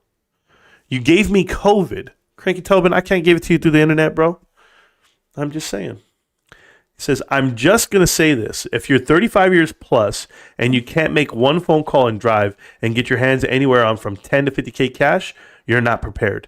Correct, Stacks. But mine took longer than a day. That's all I can tell you. I put out for some cash. Guys, I'm loading up mama. I'm not loading up me. I'm loading up mama. Mama wants to get loaded up on some money. I said, all right, baby, I got you. So I'm going to give her a fat stack cash so she can feel good about what we're doing here in this year in 2024. It was already in motion. I didn't know she was going to get a job. So it's already in motion. It's already in motion right now. So I said, baby, can I get a little taste? I'm right there like this. She got a kilo of Coke. And that's not true. Nobody report me. No, nothing. I was like this with my pinky. Can I just get a little taste? Something like that. Tonko took over the channel. No, come on now. Thank you guys. I'm a bounce. Yeah. So no problem. Appreciate you though. I just wanted to give you some positive energy because brother, you made my day. That guy, you made my day. You're telling me negative. that my hard work and things that I do, just whatever I'm doing, is rubbing off on people. So I appreciate it. You got to give positive energy to people that have integrity and do as they say. So thank you so much. Just thank you, sir. I'm out. You're welcome. Appreciate you. Just a shout out right now to Amber. She said that it would be painful to watch me be a positive YouTuber, while Wendy said she would watch it, no problem. And there I was. I was just standing there saying, hi guys, how are we doing today? Welcome back. Welcome back to Marantz Rantz. I'll admit I'll be watching by the 3rd or 4th grade, She knows the work and the study on her own. There you go. Back to the best damn show on YouTube. Oops, I said damn. My mama's going to make me kiss the soap. Yeah, we don't curse around here. No, we don't. We just do things the right way. Man, I tell you, I was in Boy Scouts one time. I made Eagle Scout. Yeah, when I was just a little terrier, I was a Cub Scout. That's what we used to do. The way we educate is the problem, not the children. Oh, Almo, I hope you don't talk about children in negative light. That's not what we do here. We just stay positive. Positive. That's what we do. Come on now. Eat your vitamins. Drink your milk. Come on. Eat all your food. Don't you leave the table until you finish all your supper. Yes, yes. I talk slow, but I move fast. Oh, man, 100% GME, FYI. Ooh, that's amazing. This guy's doing garbage. Yes, you should probably go make your own channel and tell everyone. Hey, Stacks, if you want me to promote their channels, I'll do that too. I'm a friendly kind of guy. If you like this, if you like the content, like and subscribe, guys. Don't forget to visit my Patreon, my cups of coffee, and my internet store. Yes, I'm on TikTok Live and I'm selling stuff as well. TikTok Shop. Ooh, never TikTok. I'll never sell anything. Swear to you guys. I promise you that. Amber, you're not wrong. You're early. There we go. The nasal polyps, whatever. I have them also. Is that what that is right there? Where I'm like, it's all sore. It's all raw. My wife, I go, baby, I don't know what the hell's going on with my nose. She goes, stop. She goes, stop picking it. Oh, baby, I'm not picking my nose. I'm a grown ass man. No, I got a gift from GameStop to my birthday, but as I was born on March 19th, let's go. It's God's sign. Ooh, Gabriel, that might be. Here's your sign. There you go. If you are standing outside of a GameStop and don't own the shares, you just might be. I can't say the word. I'm not allowed to. How dare you rant on here? He's going to talk about some bullshit. Here we go. Oh, now win the bullshits. There we go. Rico about to go down as you copies of sports soon enough. There we go. My daughter just did her project on Selena. That's amazing. Yolanda has her own story. What the F? Yeah, you don't want to hear it. You don't want to hear it. I'm telling you, she's trying to paint Selena in a bad light. Selena had secrets. Shut up. Selena was young as hell, bro. Didn't live life, and you took her life. Get out of here. I wish I could have heard her secrets then. In a song. Just got in. Appreciate. Yeah, there we go for Toby Keith. You're welcome, Frankie. I met him several times. Good ass dude, and did a ton of childhood cancer in Oklahoma City. That's awesome, man. Can't sing, can't act. There you go. Yeah. Oh, who? For J-Lo? She can act, bro. Hey, J-Lo's got some fire ass movies. I ain't gonna lie with you guys. I'm not a fan of Enough though. Enough is the movie where I said I've had enough.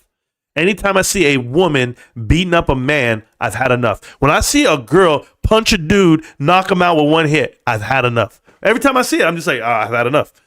And my wife is like, yeah, baby. My wife be out there cheering and shit. Yeah. She's right there. Get him, girl. She's out there. You did this to me. Wrapping her hands on hand wraps and shit. No, you better dip them things in glass like you're Jean-Claude Van Damme. You better be ready. Oh, hell no. J-Lo could do nothing for me but hug me. Ooh, one of them body hug. Oh, my. I ain't gonna lie. My wife feels the same way about Channing Tatum, okay? It's nothing personal. He created a channel. It's called Marantz Rantz. Hello, Truth Hammer ranting to wake people up all the time. Yeah, we know. They didn't want me to call this. Welcome back to Marantz Talk Show. This is the Marantz Show. Nice of you to show up today. Today's topic, how to be friendly. Yes, I don't know how. In the mood, come on, hold my beer. Just like when you were dating. You're right. It's his channel. He should do whatever he feels comfortable doing. I don't disagree with that. Oh, man, finally. After 5 hours of this dude talking, we finally got there. Man, I've been live for 3 hours. I finally read the comment I wanted to. I didn't disagree with much. We know. There we go. 2 Nightstands. That's the song. It's called 2 Nightstands. It's a damn good song. Bro, stop. I'm effing crying. Marantz De Niro. Hey, yeah. Hey, my name's Marantz De Niro, and I'm just going to tell you right now, welcome on back, because I think you should go ahead and invest right now in a chicken coop. Private equity, let's effing go. Yo, you got to do these. I watch these little kids shows about the stock market. I'm stuck watching Coco Melon with my daughter. Will not stuck. Oh, are you serious? If I do it like that? Hi there, boys and girls. Today, we're going to teach you guys about private equity. Yes, it's the thing that drove your mama and daddy into the poorhouse. It's the reason why they can't buy you any toys or candy whenever they go to the store. Yeah, it's why mama's hours got cut at work. I know, sweetie. You're happy? You're happy because she's home now? She going to make you PB&J? Yeah, okay. Yeah, that's and a Capri Sun. Can you stab it? You're going to be great. You're going to be a great doctor. Yes, you are. Yeah, you can stab that. You can stab anything. All right, so here we go. Bro, this is what COVID does to you. It makes you delusional. This dinero is so lame. Revenge of the Nerds. Yeah, that's some classic Marantz right there for that ass right there. Oh, thank you. Imagine someone just joining in for the first time. Oh, joining the stream for the first time? Hey, man, they told me I got to go watch Marantz. He's the most hardcore GameStop activist investor, period, bro. Marantz is it. He's that man. He's that dude. He's that dude. Hey, guys. I know you heard about me, and I'm the toughest son of a bitch on the planet. I am. I'm the descendants of PP Seeds and Bill Pulte, meaning I'm about as nerdy as they come, and I've never come. But, you know, I get excited when I sit there on a couch with some other dudes. And then when the grandfather of them all, the granddaddy of them all, he walked over. His name's Houston. He sat right next to me. And if you guys didn't see it on the camera there, when we were in that hangar in Florida, I love Fort Lauderdale. When I was sitting next to PPC, I was sitting in the middle of PP Seeds and Houston Wade. Those fingers were just moving. I said, just let it happen. That's what I said. And then Cosmoledge broke in and he just started recording the whole goddamn thing. I'm okay with it, though. That's just what I'm doing. Don't judge me, guys. Let me tell you, don't judge me. I'm the guy who's going to turn this company around. Yes, I am. I like butterflies. Anything that's butter and flies around me is going to get caught, if you know what I mean. Yes, sir.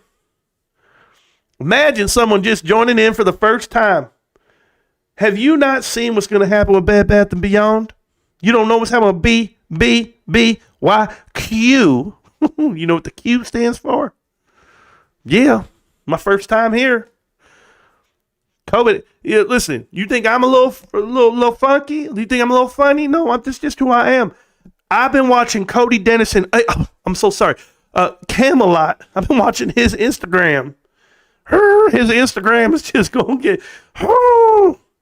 Have you seen the twerk off? Hey guys, don't talk to me till you seen the twerk off on Instagram with Camelot. I see a lot of backwards camel toe on that damn little squirky. Oh man, shorts looked a little dirty too, if you know what I mean. I knew that shit would trigger some greatness. There you go. Absolute fire, Marantz. Thank you so much. GameStop Saga, Legend of Marantz, The Truth Hammer Marantz. Absolute fire. Thank you. Tonko when talks to the mirror. Tonko when he talks to the mirror. Hey. You see my keys? Oh, my bad. I don't even have a car. I walk everywhere. Because I'm in shape. I'm a real man. I don't have no cavities. That means I'm real. Guys, I can't make this up. He really said this shit to me. He said, I'm a grown man because I have no cavities. And I was like, shit, bro.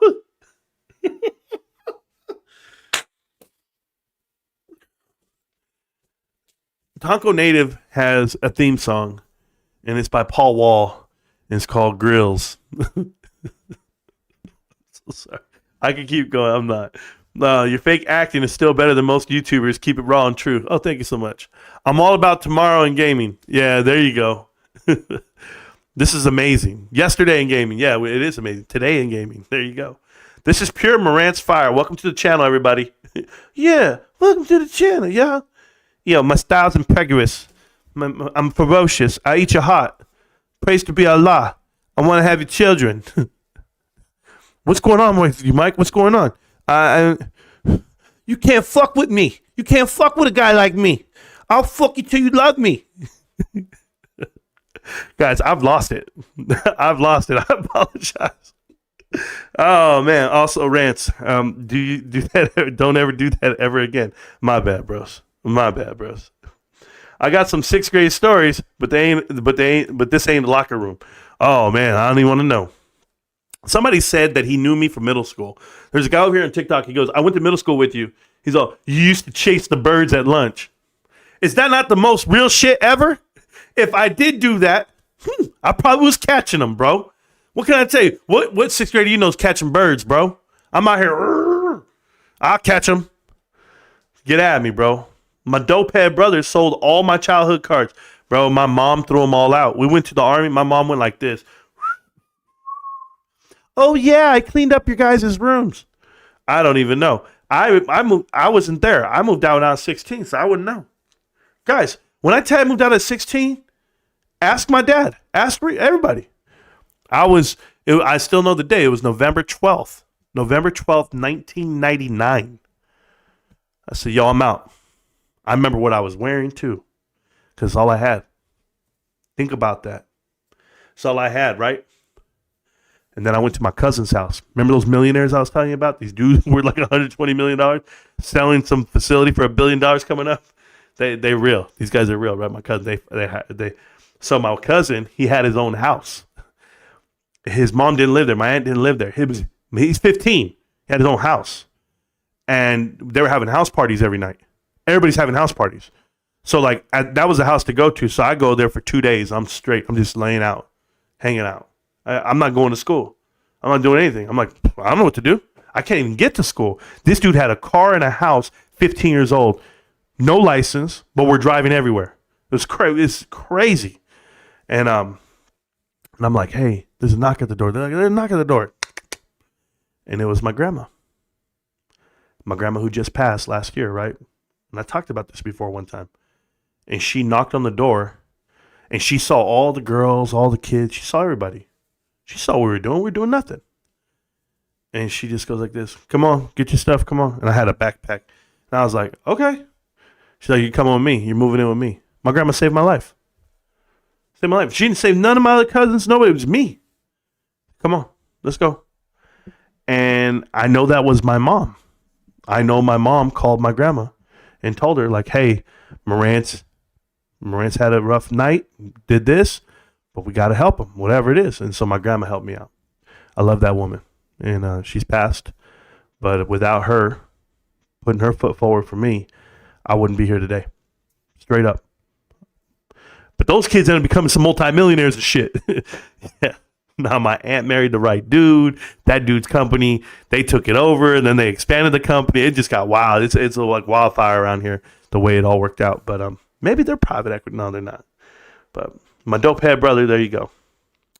Real story though.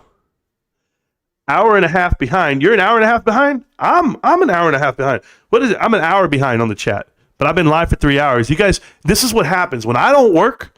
And I got all the energy in the world tonight, like I do right now. I say tonight because I have not slept yet. But when I'm like this is it. I'm gonna be here all the time, live, killing it on YouTube. Yo, Marantz, AMC would be like, stock ain't 40 cents, it's $4. Yeah, they also be like, GameStop's $15, it's not 60. Morons. Hey, where is Marantz today? What happened to Marantz? I didn't ban him from the channel. Marantz, what's going on, bro? Where you at, Marantz? If you guys missed yesterday's live stream, go ahead and watch it. It was only about 3 hours. I don't know. 3.5. Let's see. Keep reading the chat here. I'm doing the best I can. I'm trying to catch up. Somebody just put a goat in the chat. I think that's for me. Appreciate you to Updog. Updog's been a member of the channel for over a year. He's been watching for 2 years plus, and he's been a year member.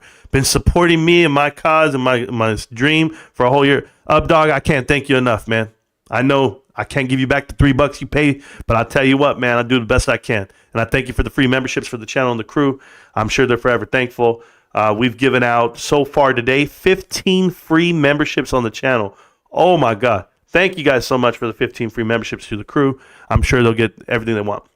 Marantz's twerk wind is going to smell like, I don't even know what the hell that means, bro.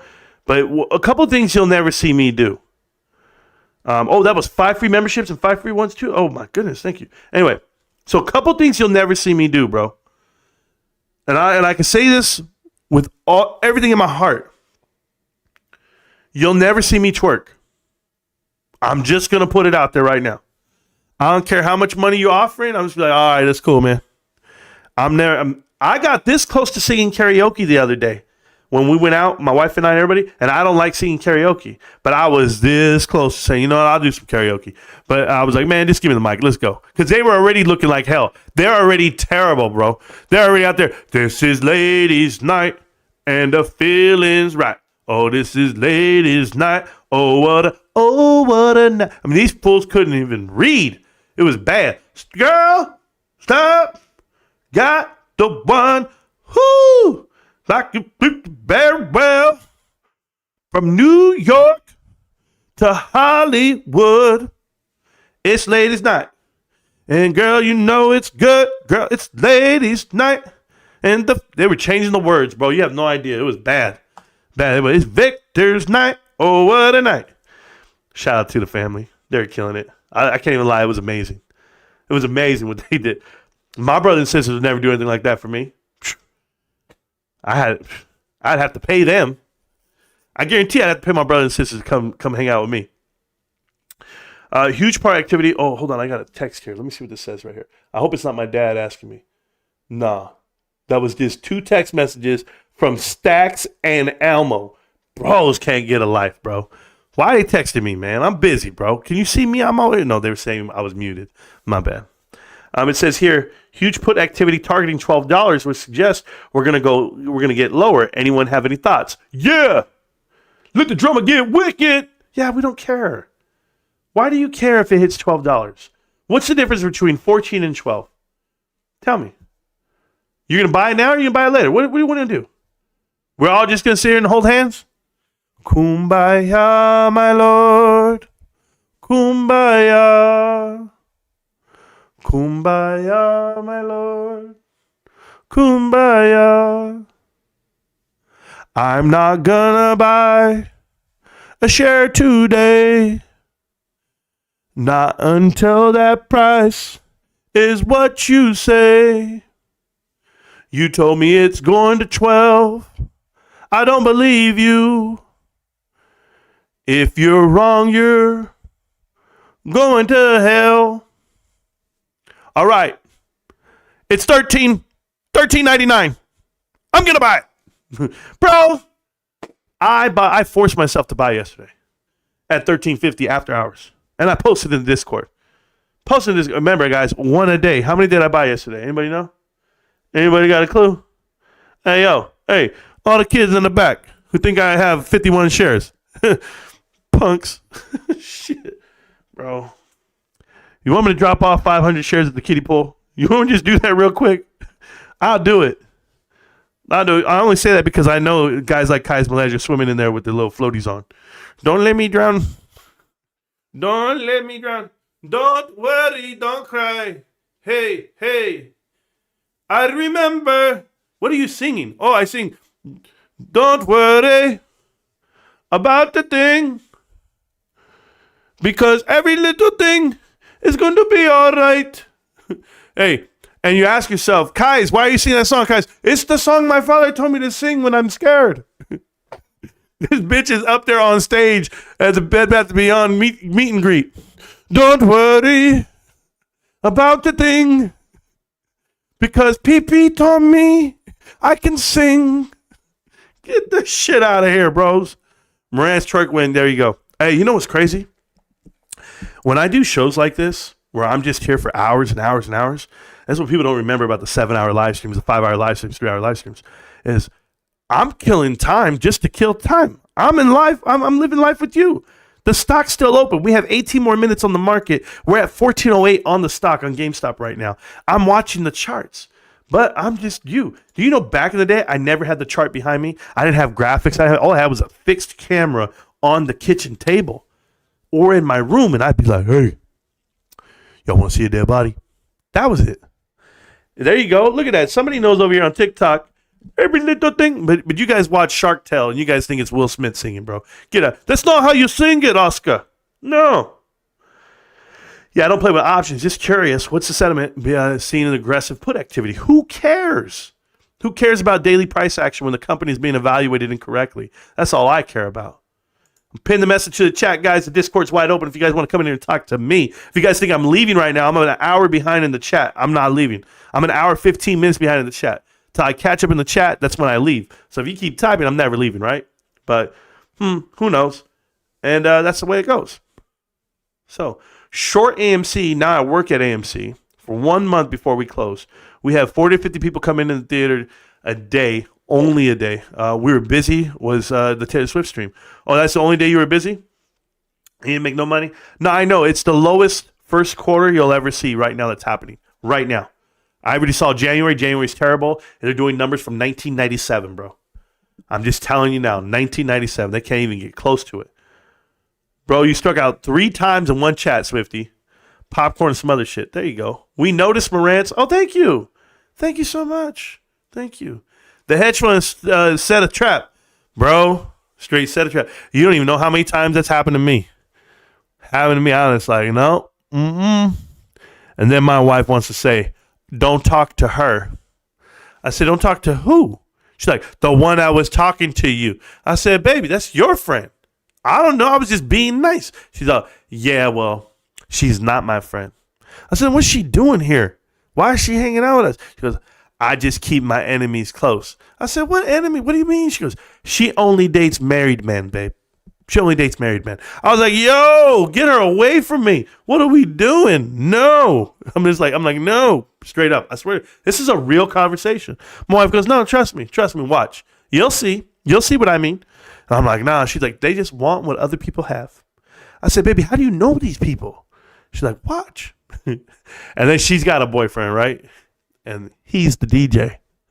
And so he says hi. The DJ says hi. And I'm like, hey, what's up, bro? I'm like, you know about your girl? I'm just like, nah, I don't say shit, bro. I'm just right there like I'm there. My wife tells me everything. I'll say anything on here, guys. I ain't afraid of anything. I don't do anything. Let me know. Let me know. Let me know. If you don't know that Aaliyah song, I don't sound like her, but I apologize. All right, I got to get back to the chat, guys, or I'm never going home. Oh, wait, I'm already home. Hey, you know what, guys? Let me play one more song. Let me play a song real quick, and then I'm going to, because I got to go get something from the kitchen. Do I have anything? I just want something cold, man. No, you know, I got a drink right here. I ain't got to play a song. I'm going to keep reading the chat. I know I should play another song with Toby Keith, but I already played so many copyrighted songs. They're going to ban this chat forever. So, you might never get to see this stream again, bro. At least you guys were here. Socks pulled all the way to my nuts. Oh, did I say that? My bad, bro. They act like Adam Aaron. Pretty much. Oh, my God, yeah. I've just been estate planning for the last 10 years. And because, you know, I'm 69 years old. And did I say 69? Well, you know, GameStop and AMC, we have a partnership that we haven't talked about, an unspoken partnership for the last 3 years.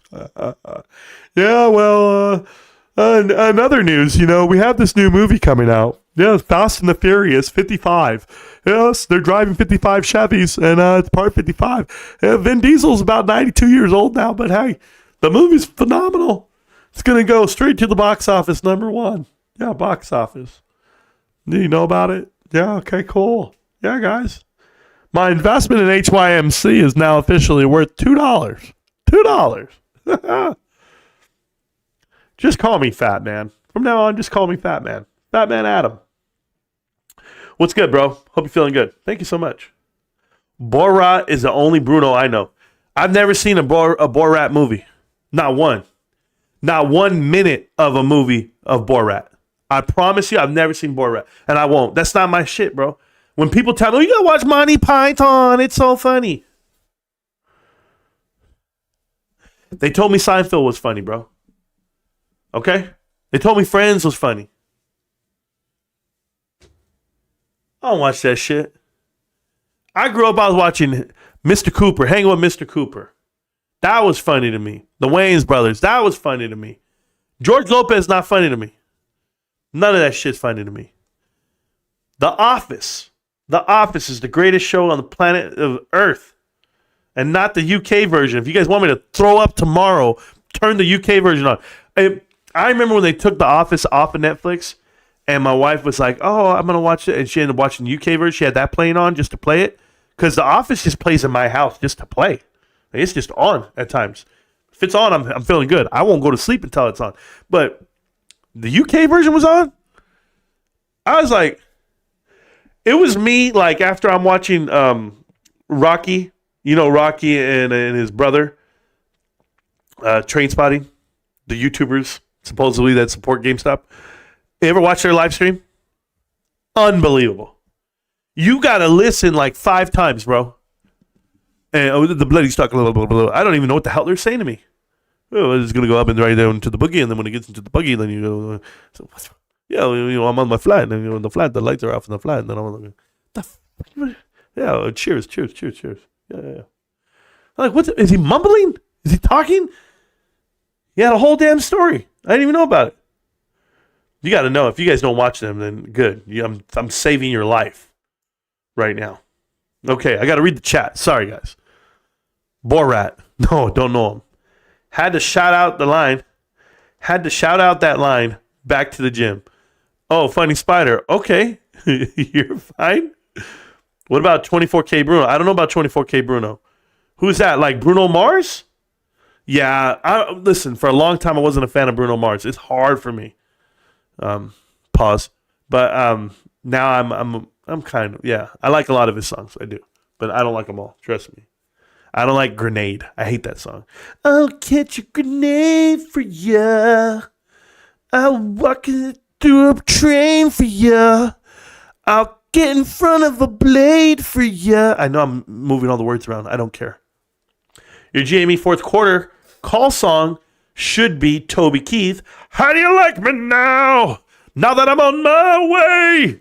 You used to think I was crazy standing here today. Yeah, I'm going to make you love me. And I'm all you talk about. No, my song from Toby Keith on the earnings thing, who's your daddy? Who's your baby? Hey, bro, if you guys don't know these songs, I apologize, bro. Whiskey for my men, beer for my horses. Yeah. He actually has a song that nobody really knows. It's his first song that he ever really came out with.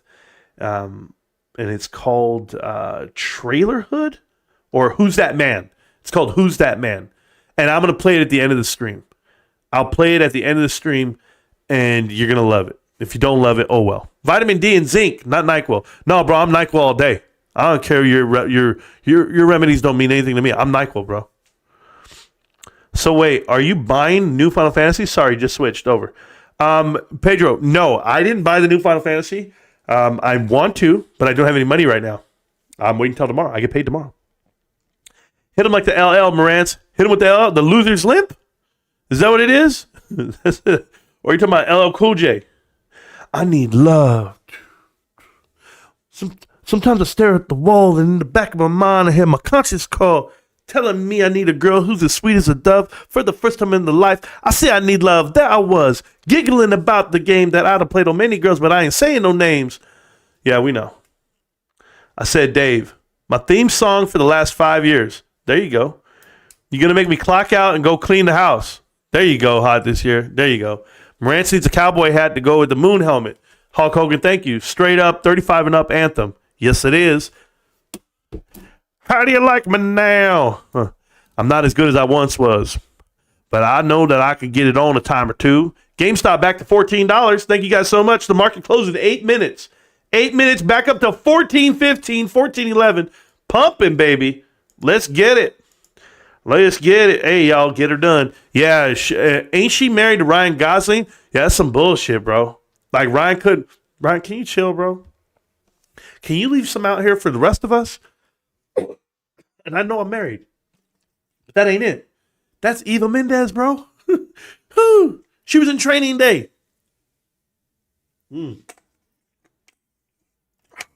She was in Hitch. She was in The Other Guys. Oh, man. But she don't look like that anymore. I'm just saying. I'm having babies in my 40s, lived in my 20s. Yeah, you did it wrong then because you're broke in your 20s. Do it the other way. I promise you. Exactly, Sir Moist. I can't count the number of country songs I like on less than 2 hands, but that shit bumps. When are they going to call the next GME movie Smart Money? Oh, you wait. I like that. I like that title. Tell Marvel to call me the Jet Pro Fish. I don't even know what the hell that is, bro. There's another place out there that starts with the letter P in Alabama. Oh, is there? I don't even know. Birmingham. That's not with a P, though. I don't know. They would literally skin my ass in those neighborhoods. Exactly, Armo. I'm trying to tell you. Working in D.C., I've seen the armed carjacking 2 blocks from the White House. Oh, on Pennsylvania Avenue. That's crazy, Sean Carter. You can make a house nicer on your own, but it's not make a neighborhood nicer on your own. Okay, true. Feels like 84 years already. And Ryan Cohen, blah, blah, blah. Sorry, broski. No problem, Pops. You good, Willie? We see you. Just caught up. I'm ashamed that you knew that was High School Musical, and I now know it too. Yeah, we know that. Bro, High School Musical is one of the greatest things out there, bro. I forget the one he does with Sharpay, and they have a duet, and then the girl comes in and they sing it together. Oh, man. I just know Camp Rock. Guys, if you guys don't know these Disney shows and these Camp Rock, Demi Lovato, this is real. This is me. I'm exactly where I'm supposed to be. Let the light shine on me. Oh, yeah. Shine on me, bro. Smash the like button, y'all. Thank you so much, man. Can I get a free membership? Hook me up. Whiskey? I don't know. They're out there. I can't give you one. This is the way it goes. Willie sounds like my cousins. Yo, my pops is real, bro. Meltdown is be like, look, Marantz and the nepotism. Woo, shit. Older primos. Great job, Marantz, on last night's stream. Thank you so much, Doc Steve. Doing my thing, babe. Doc Steve, aren't I supposed to be interviewing you? Are you the one I'm supposed to interview on Discord? I had somebody email me and tell me they want to come on, so I'm ready to interview. I'm ready to talk. So if it's not you, then I apologize. I wouldn't say anybody's information, but they gave me a whole... I have people who email me a lot, but I leave it alone. The Xbox 3 store will close July 2024, but you can keep playing your favorite games. Oh, cool then. PS5, let's go. Let's go Xbox. Xbox Game Pass is a prime example because they remove games from the gameplay list. That sucks, bro. That's what my son goes through. They do that on PlayStation 2. I just got a brand new Diablo Xbox. Haven't even played Diablo yet. Looks pretty whack. Stacks, first off, I have it on my PC and I haven't played it. I play what? Like I'm like level 18. The game, they only come out with a new Diablo game like every 10 years. Almost 7 years, 10 years. So I'm in no rush to go play it right now. I'll get to it whenever I get bored of my TFT or I get bored of poker. I played poker last night for the first time in a year maybe. And it was a poker tournament. It was Omaha high-low. And I got, I want to say out of 500-something people, I placed 21, 22. I did fine. And I hadn't played in a while. So it felt good. But a lot of them are PC gamers now. On Halo? Yeah, the lobby of Halo loads every time. Oh, well, there you go. I'm surprised Tonko didn't say a vagina between your legs.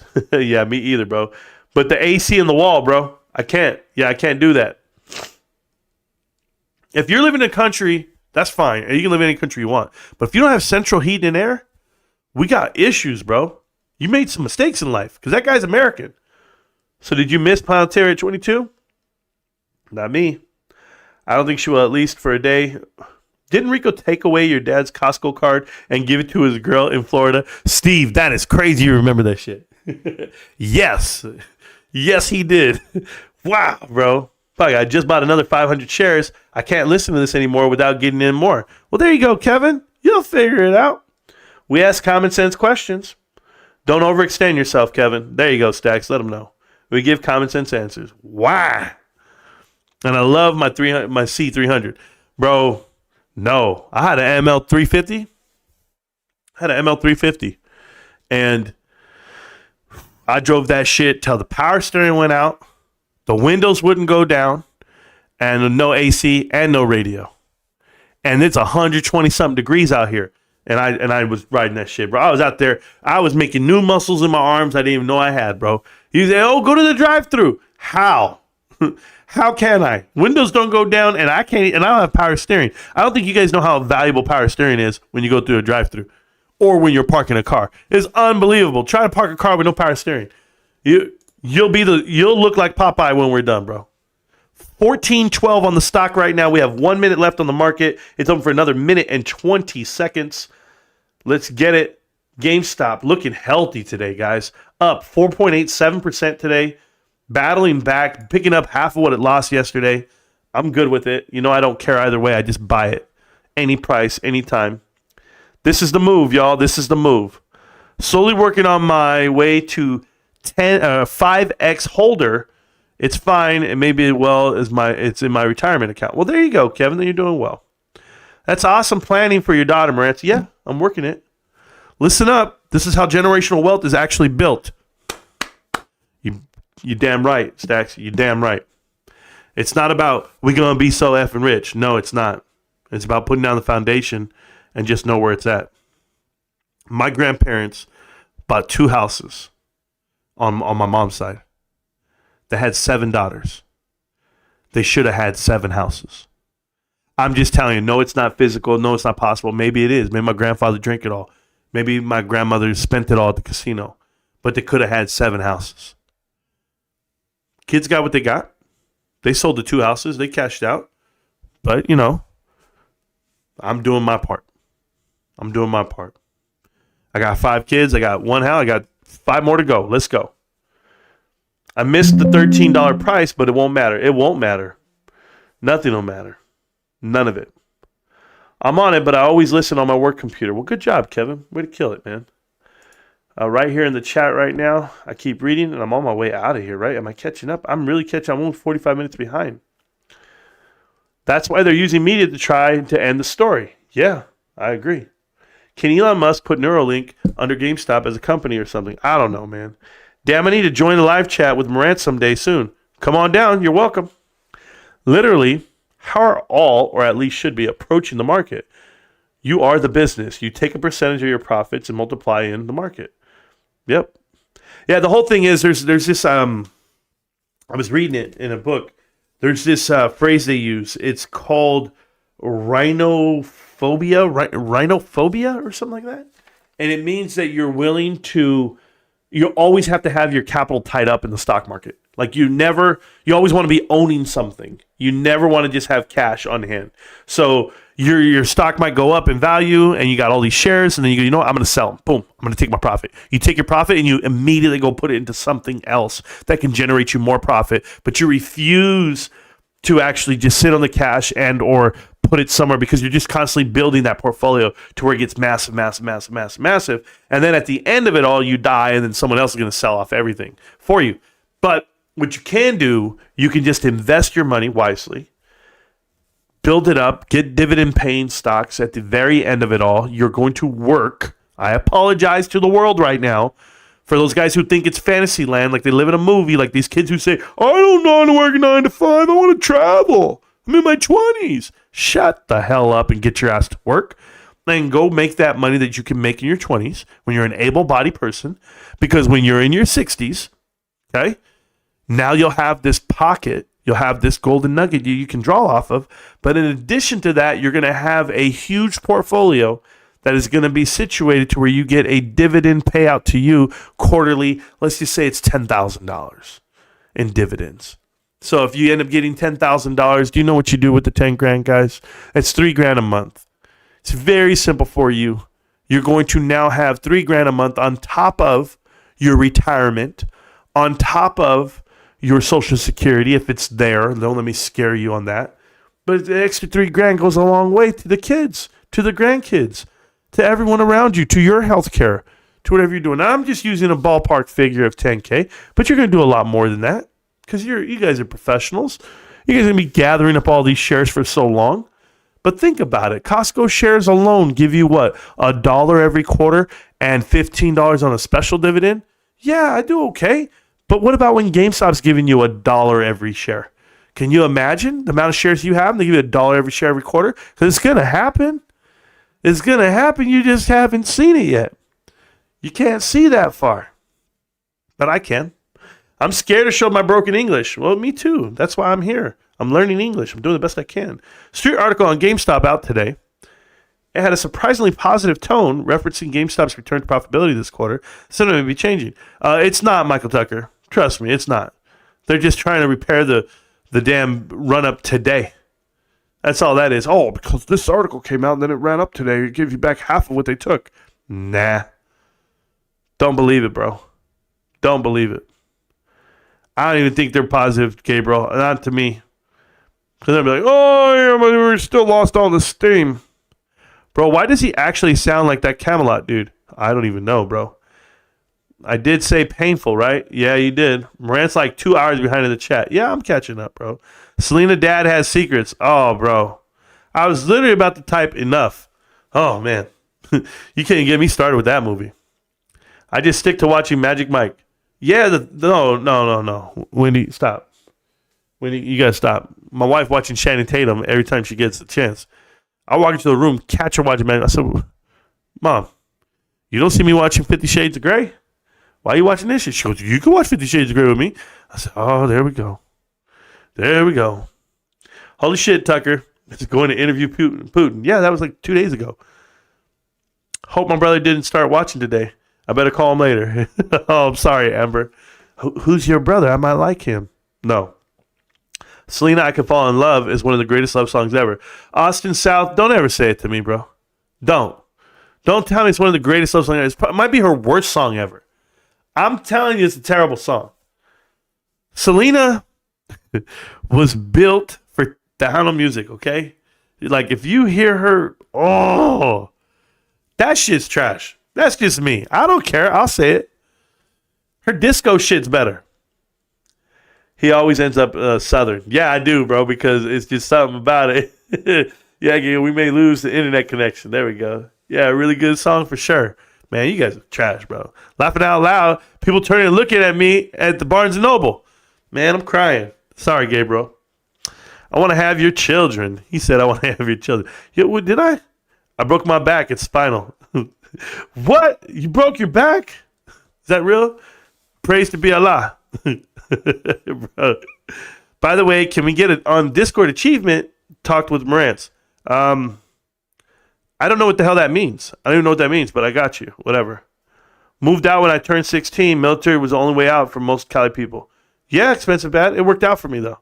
It wasn't my only way out. I was like, all right, I'll go. Now do Meet Marantz, please. Meet Marantz instead of Meet Kevin. Hi, guys. Welcome back. Hi. Welcome back to Marantz Rantz. It's me, your boy, Marantz. I just want to tell you guys today we're going to have these classes. Listen, guys, sign up for the weekend classes. I know it's only $400 a month, but I guarantee you're going to get some information out of this. It's all cookie cutter stuff that I took from other people, but yeah, like Graham Stephan and other people that make YouTube channels, content creators, but who cares? We're all out here still in the same stuff. I'm going to be running for governor real soon, so I'm going to do a 24-hour live stream, and I want to raise some money, and here's how we're going to do it, guys. I want all of you guys to go buy AMC shares. And for every AMC share you buy, I will in turn invest my money elsewhere because I don't support that company, but you will. So come on, guys, let's pump the stock and let's pump up my campaign. I'm running for governor of California. Do you think I can win? I have a little body and a big head. I think I can win. My name is Meet Marantz, and I'm going to tell you right now, after this video here, I'm going to go get a DUI. And I want you to think the same thing about me that I think of you. Absolutely nothing. There you go. I think I accidentally banned more rants midstream yesterday, boss. Oh, it's okay. I'm not worried about it. I didn't know. I just saw some bullshit in the GME room, people asking about it. Plus, general consensus is that he's a punk-ass whiskey bets. Yeah, I don't think he is, but it's not a big deal for me. I wouldn't care if he never comes back, bro. Jay, exactly. It was the same voice. Yeah, probably. You won't twerk. I'm out of here. No, I won't. I will never. Tonko Native is a twerk teacher. Oh, bro. So what you want to do is you want to like put your knees inward and then you want to just puck up, okay? Like just pick up your lower back and put your knees in forward like that. And if your knees touch, man, I mean, this is really like bend down and up, down and up. Yeah. Look in the mirror. See if you can see it shake. Is Marantz on some medication? No. Nah, guys, we've been telling you. This is the old school energy. Yeah, bro, it all depends, bro. All the kids in the back. It all depends, Stacks. It all depends. If I got a lot of free time on my hands like I do right now. You guys thought I was leaving when the market ended? No. You see Superstock mods get their chats leaked? Oh, thank you for letting me know. I forgot about that. Let's talk about that for a minute. Yeah, so Superstock mods got their chats leaked. Well, one, Superstock mods are human. And two, they're basically telling you they didn't want to promote Bed Bath Beyond on their subreddit. It's like people are pissed off or surprised. That's a ticker that doesn't exist. It doesn't even exist. Let alone Superstock is built for GameStop only. I'm sorry to tell people this. I know people thinking, oh, it's about retail investors, blah, blah, blah. It is GameStop. There is no GME. That shit's trash. It's GameStop. And everyone who supports GameStop is in that bitch. So that's that. But in addition to that, they push out a lot of stuff. I don't agree. I don't care about DRS per se. But the fact that they and Platinum said this, the fact that they let Bed Bath & Beyond get put on there, you give them an inch, they took a mile. Fuck them. Dude, I don't care about Bed Bath & Beyond one bit. And Superstock chat, this is how you know. This is what I'm telling you right now, okay? This is how tight-knit Marantz Rantz, this show, is. Got thousands of people that watch the show every week, every month, whatever it may be, millions of views. We've never had a breach of our information on what we say between the mods and I. Do you know why? Because there's not a single person in my mods crew that's a bitch. Those guys, there's no loyalty whatsoever to each other. The respect they lack for each other tells you everything. They go out there and they screenshot their own comments and messages, and then they send it to Bed Bath & Beyond people. And I don't know what they're buying back and forth from each other. Because now you're going to say Superstock is compromised. Has to be. I can't tell you any other way. But everyone's going to just gloss over and be like, who cares? They didn't really say anything in there. There was nothing in those screenshots. Nah, it's not even about the screenshots. It's the principle. It's the principle. This is why I don't hang out with new people. So when you're new to the chat and I've never seen you before, I go, man, get that shit out of here, bro. But I tell you right now, I second guess everything right about now after that bullshit. That should never happen. And let Ruben, let Almo, let Stacks, let one of them screenshot our chat and post it. Or send it to somebody anonymously. Ooh. I shut down the whole damn channel. I don't know where it's coming from. I don't know who it is. I don't know if Almo turned on me. I don't know what, man. You're out. I called out Lindaril to my team a month before he left. Straight up, I ain't even hiding from it, nothing. I told him. I said, hey, Lindaril's been turned, man. I promise you, Lindaril's not all in right now. That's it. We knew it. We let him walk himself out the door. I don't hate him for it. You just know who to trust and who not to trust. That's what it comes down to. And when you guys don't understand this game that is YouTube, as far as protecting information and the source and how you deliver and what you believe and the conviction in your investments, then you don't understand the power you wield. I understand the power I have. The guy yesterday tried to tell me, Marantz, you don't understand. You're getting paid for this and you're doing this and you're a professional. And he kept trying to like put me on a line, like me say this and me say that. And it was so much proof that he was getting coached onto what to say to me. But more than that is he didn't watch the channel. For you to have such a strong opinion and all this knowledge of me, that means somebody gave you this info. It doesn't mean that you watch the channel, because if you watch the channel, you wouldn't come to those conclusions. He was making accusations without facts. And when those guys do this, I know it's a planned attack, and I can hear it. I know when they're talking in the background, when they go to another chat channel and they're getting information from a different Discord, things like that. They've done it to me before. So, yeah, I would second guess everything. Me personally, I just hit shit right in front of you. I tell you what it is, when it happens, who said it, who said what. We'll talk it out right now. Get on the mic and we'll talk. But I told you what it was. When I feel someone starts leaning one way and getting away from it, I don't talk to them anymore. And what I mean by I don't talk to them anymore is I don't trust them like that anymore. Oh, okay. I know I can't fuck with that person like that. It's just like when you play games with people, like you're messing around, like, oh, I was joking around with them, bro. And then he goes home and he tells his dad or his mom, he's like, they're picking on me. And then they call up your dad like, hey, you can't have your son picking on my son. Shit like that. I'll be like, yo, man, Dad, I was just talking that shit. We were just hanging out. Well, he don't play like that. What do you do for a living? Everything. I do retail. You know, I'm like I'm a janitor. I sweep up the floors, and I clean things, and that's what I do. I do retail, bro. I do retail for a living, and I do YouTube as well. So that's what I do, man. Thank you for asking, though. You guys ever really want to tell them what I do? Or maybe they should watch the show.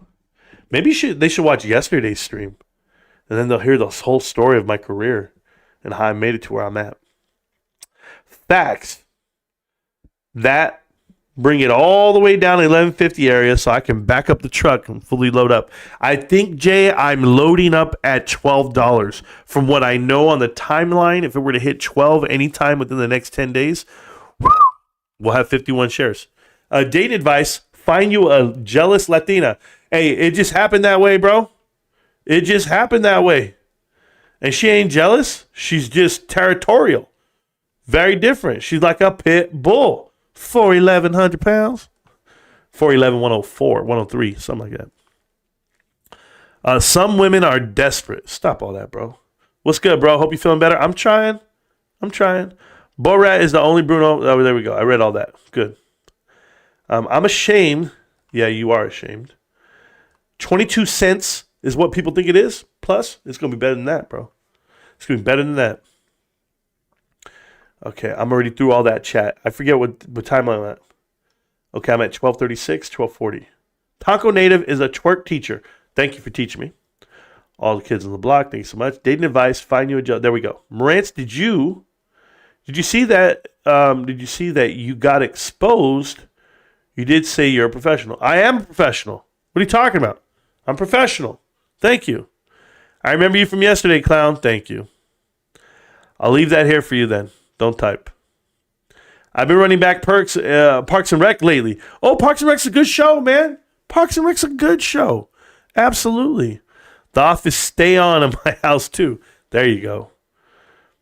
Yeah, but it better not be the other one. Marantz is not wearing his GameStop. Did you decide to wash it? No, Alec. Hey, man, I didn't wash it. I'm not allowed to wash it. I'm not allowed out of this room, bro. I've been in this prison cell for 3 days, bro. It smells like, well, it actually smells pretty good in here because my wife keeps it very air freshening. But I've taken a shower twice already, but I got to take one today. It's my third day. I got to take a shower today. I haven't had time yet. But yeah, my shirt, yeah, it's over there somewhere. I got a little bit of clothes, guys. So you guys don't know. Here's what I did. Here's how I broke out. I go out the window. So I went out the window yesterday to go get some fresh air. And then I went to my truck. And I went to my truck. I had clothes in the back. I had this shirt in my back seat. I had never worn this shirt before. It was a gift from me from one of the coaches, Palm Desert. My son wrestled at Palm Desert High School. And I'm a huge supporter of Palm Desert High School wrestling. So, and all my kids graduated from there. So there you go. And my daughter graduated from LQ, where I graduated from. But yeah. We're going to go back 300 for the chumps as soon as they walk in, y'all. Yeah, I guess. Pickard is mad hood. Oh, is it? Is that what it is? Pritchard? I don't even know where that is, bro. I don't know. Marantz, why your wife limits you on GameStop? Does she not believe? Good question. Good question deserves a good answer, I guess. I lie in a way. Okay. I play. I mess around, whatever it may be. My wife is a hedge fund. I've called her that from my first episode. She manages the finances in a way that I don't, and I'll explain. Some people know this about my finances. My wife and I have 2 separate bank accounts. We have for 17 years.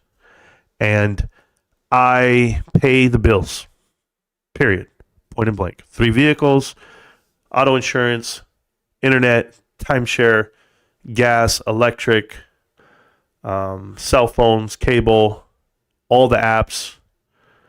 Pay everything I got to pay. Plenty of shit comes up.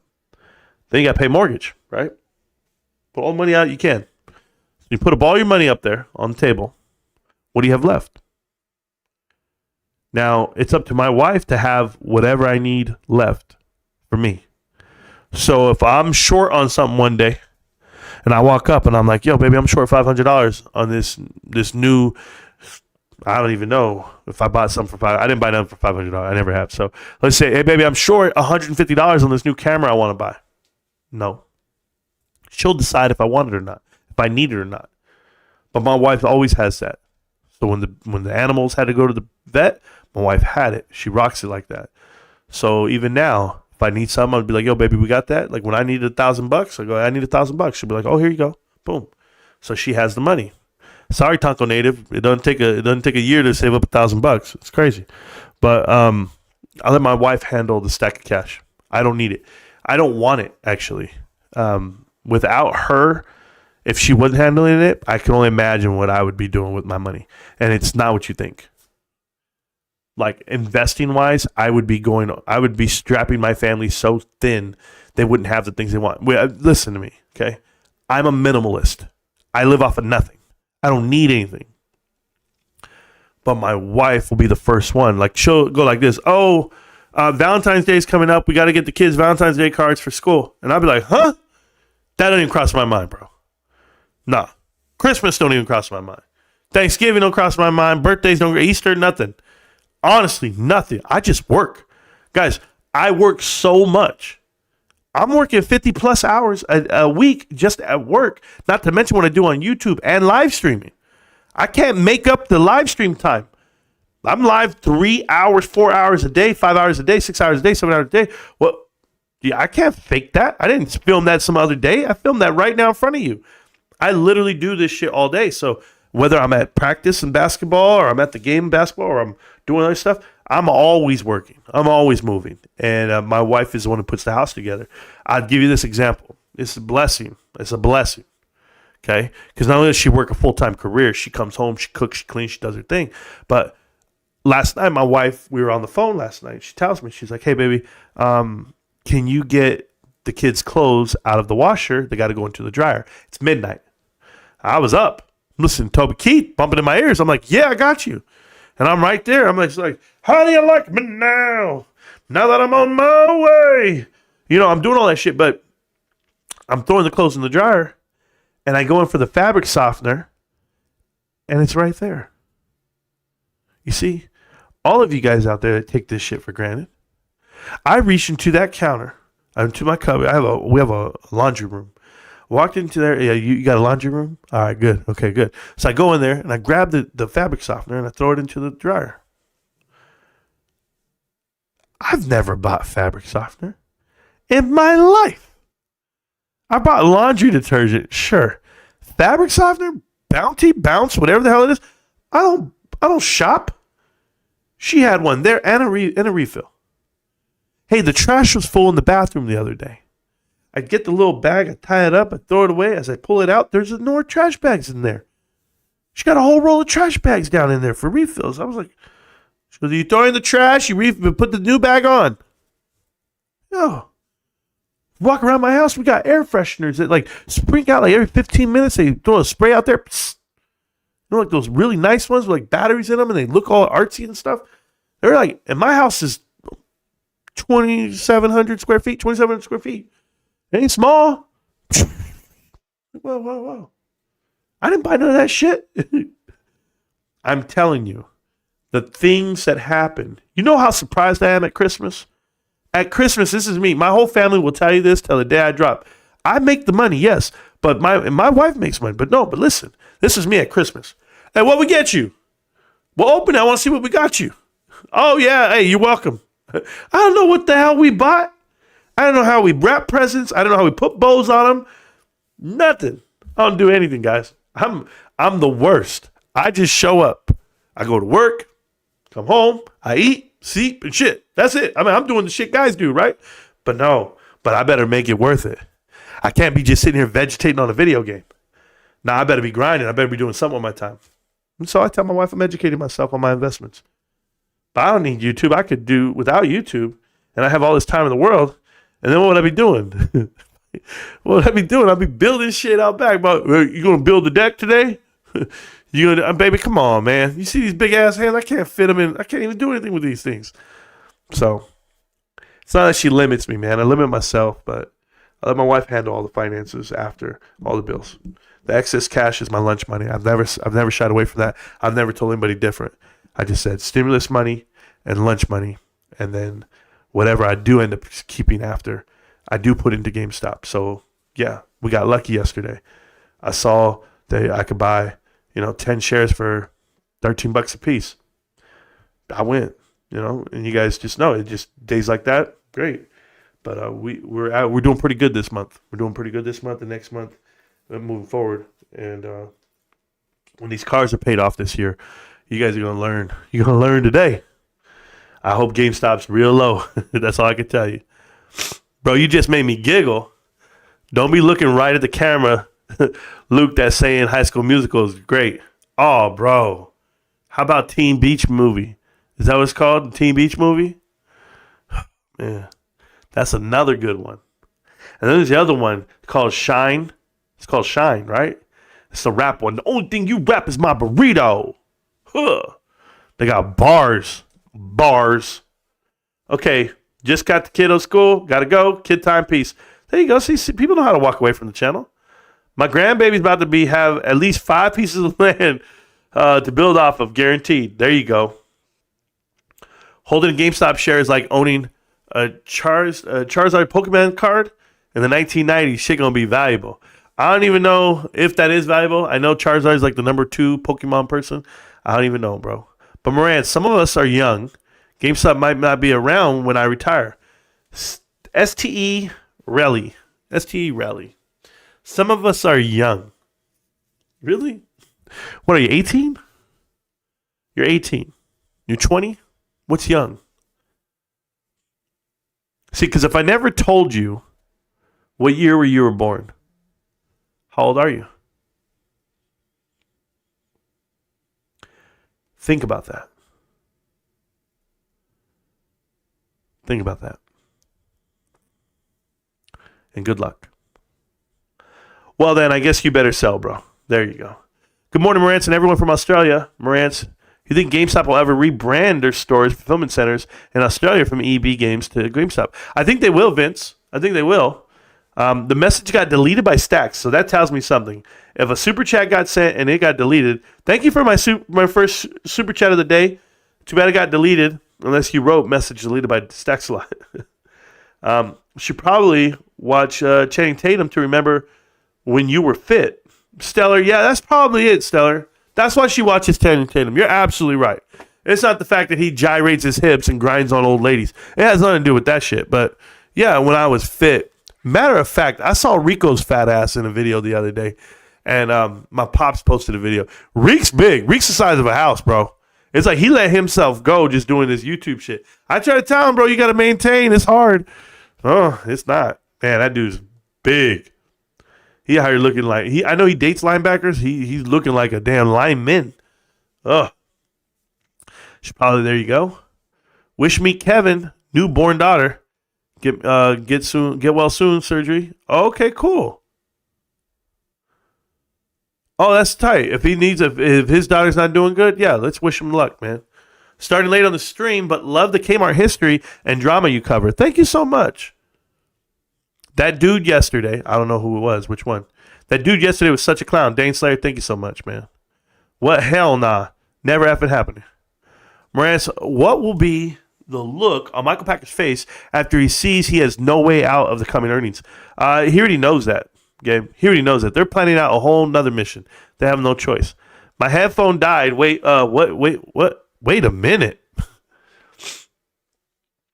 As more people leave our family, just grows tighter. Even when it's just 10 viewers left, we won't give up. Bubba, it'll never be 10 viewers. We already went past that a long time ago. We've been doing really well with the channel and the movement for a long time. Here every single day, Stacks, and have watched every single video, bro. Time difference makes it tough to be live with you legends. 5 a.m. here in Perth. Vince Zanni is in Australia. He's my first guy to ever watch me in Australia.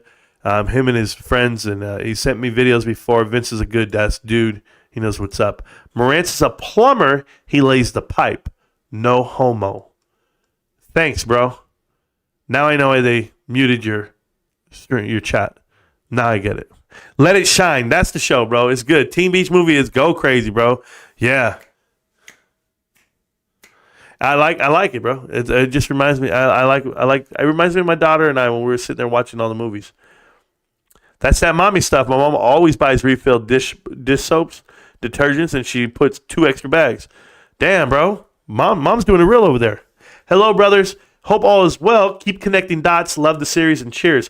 Arvind, thank you so much. You know what's crazy? 0.41 EPS is on deck. Gabriel, that's a good number too, man. For your birthday, you're turning 41, and you think it's gonna be 41. That's cool. I don't think he's gonna be 41, but there you go. I picked 57. I want over $150 million worth of profits. I want it all, baby. You should have super chatted that if you wanted to stick around. My mail woman is a professional driver. Cool.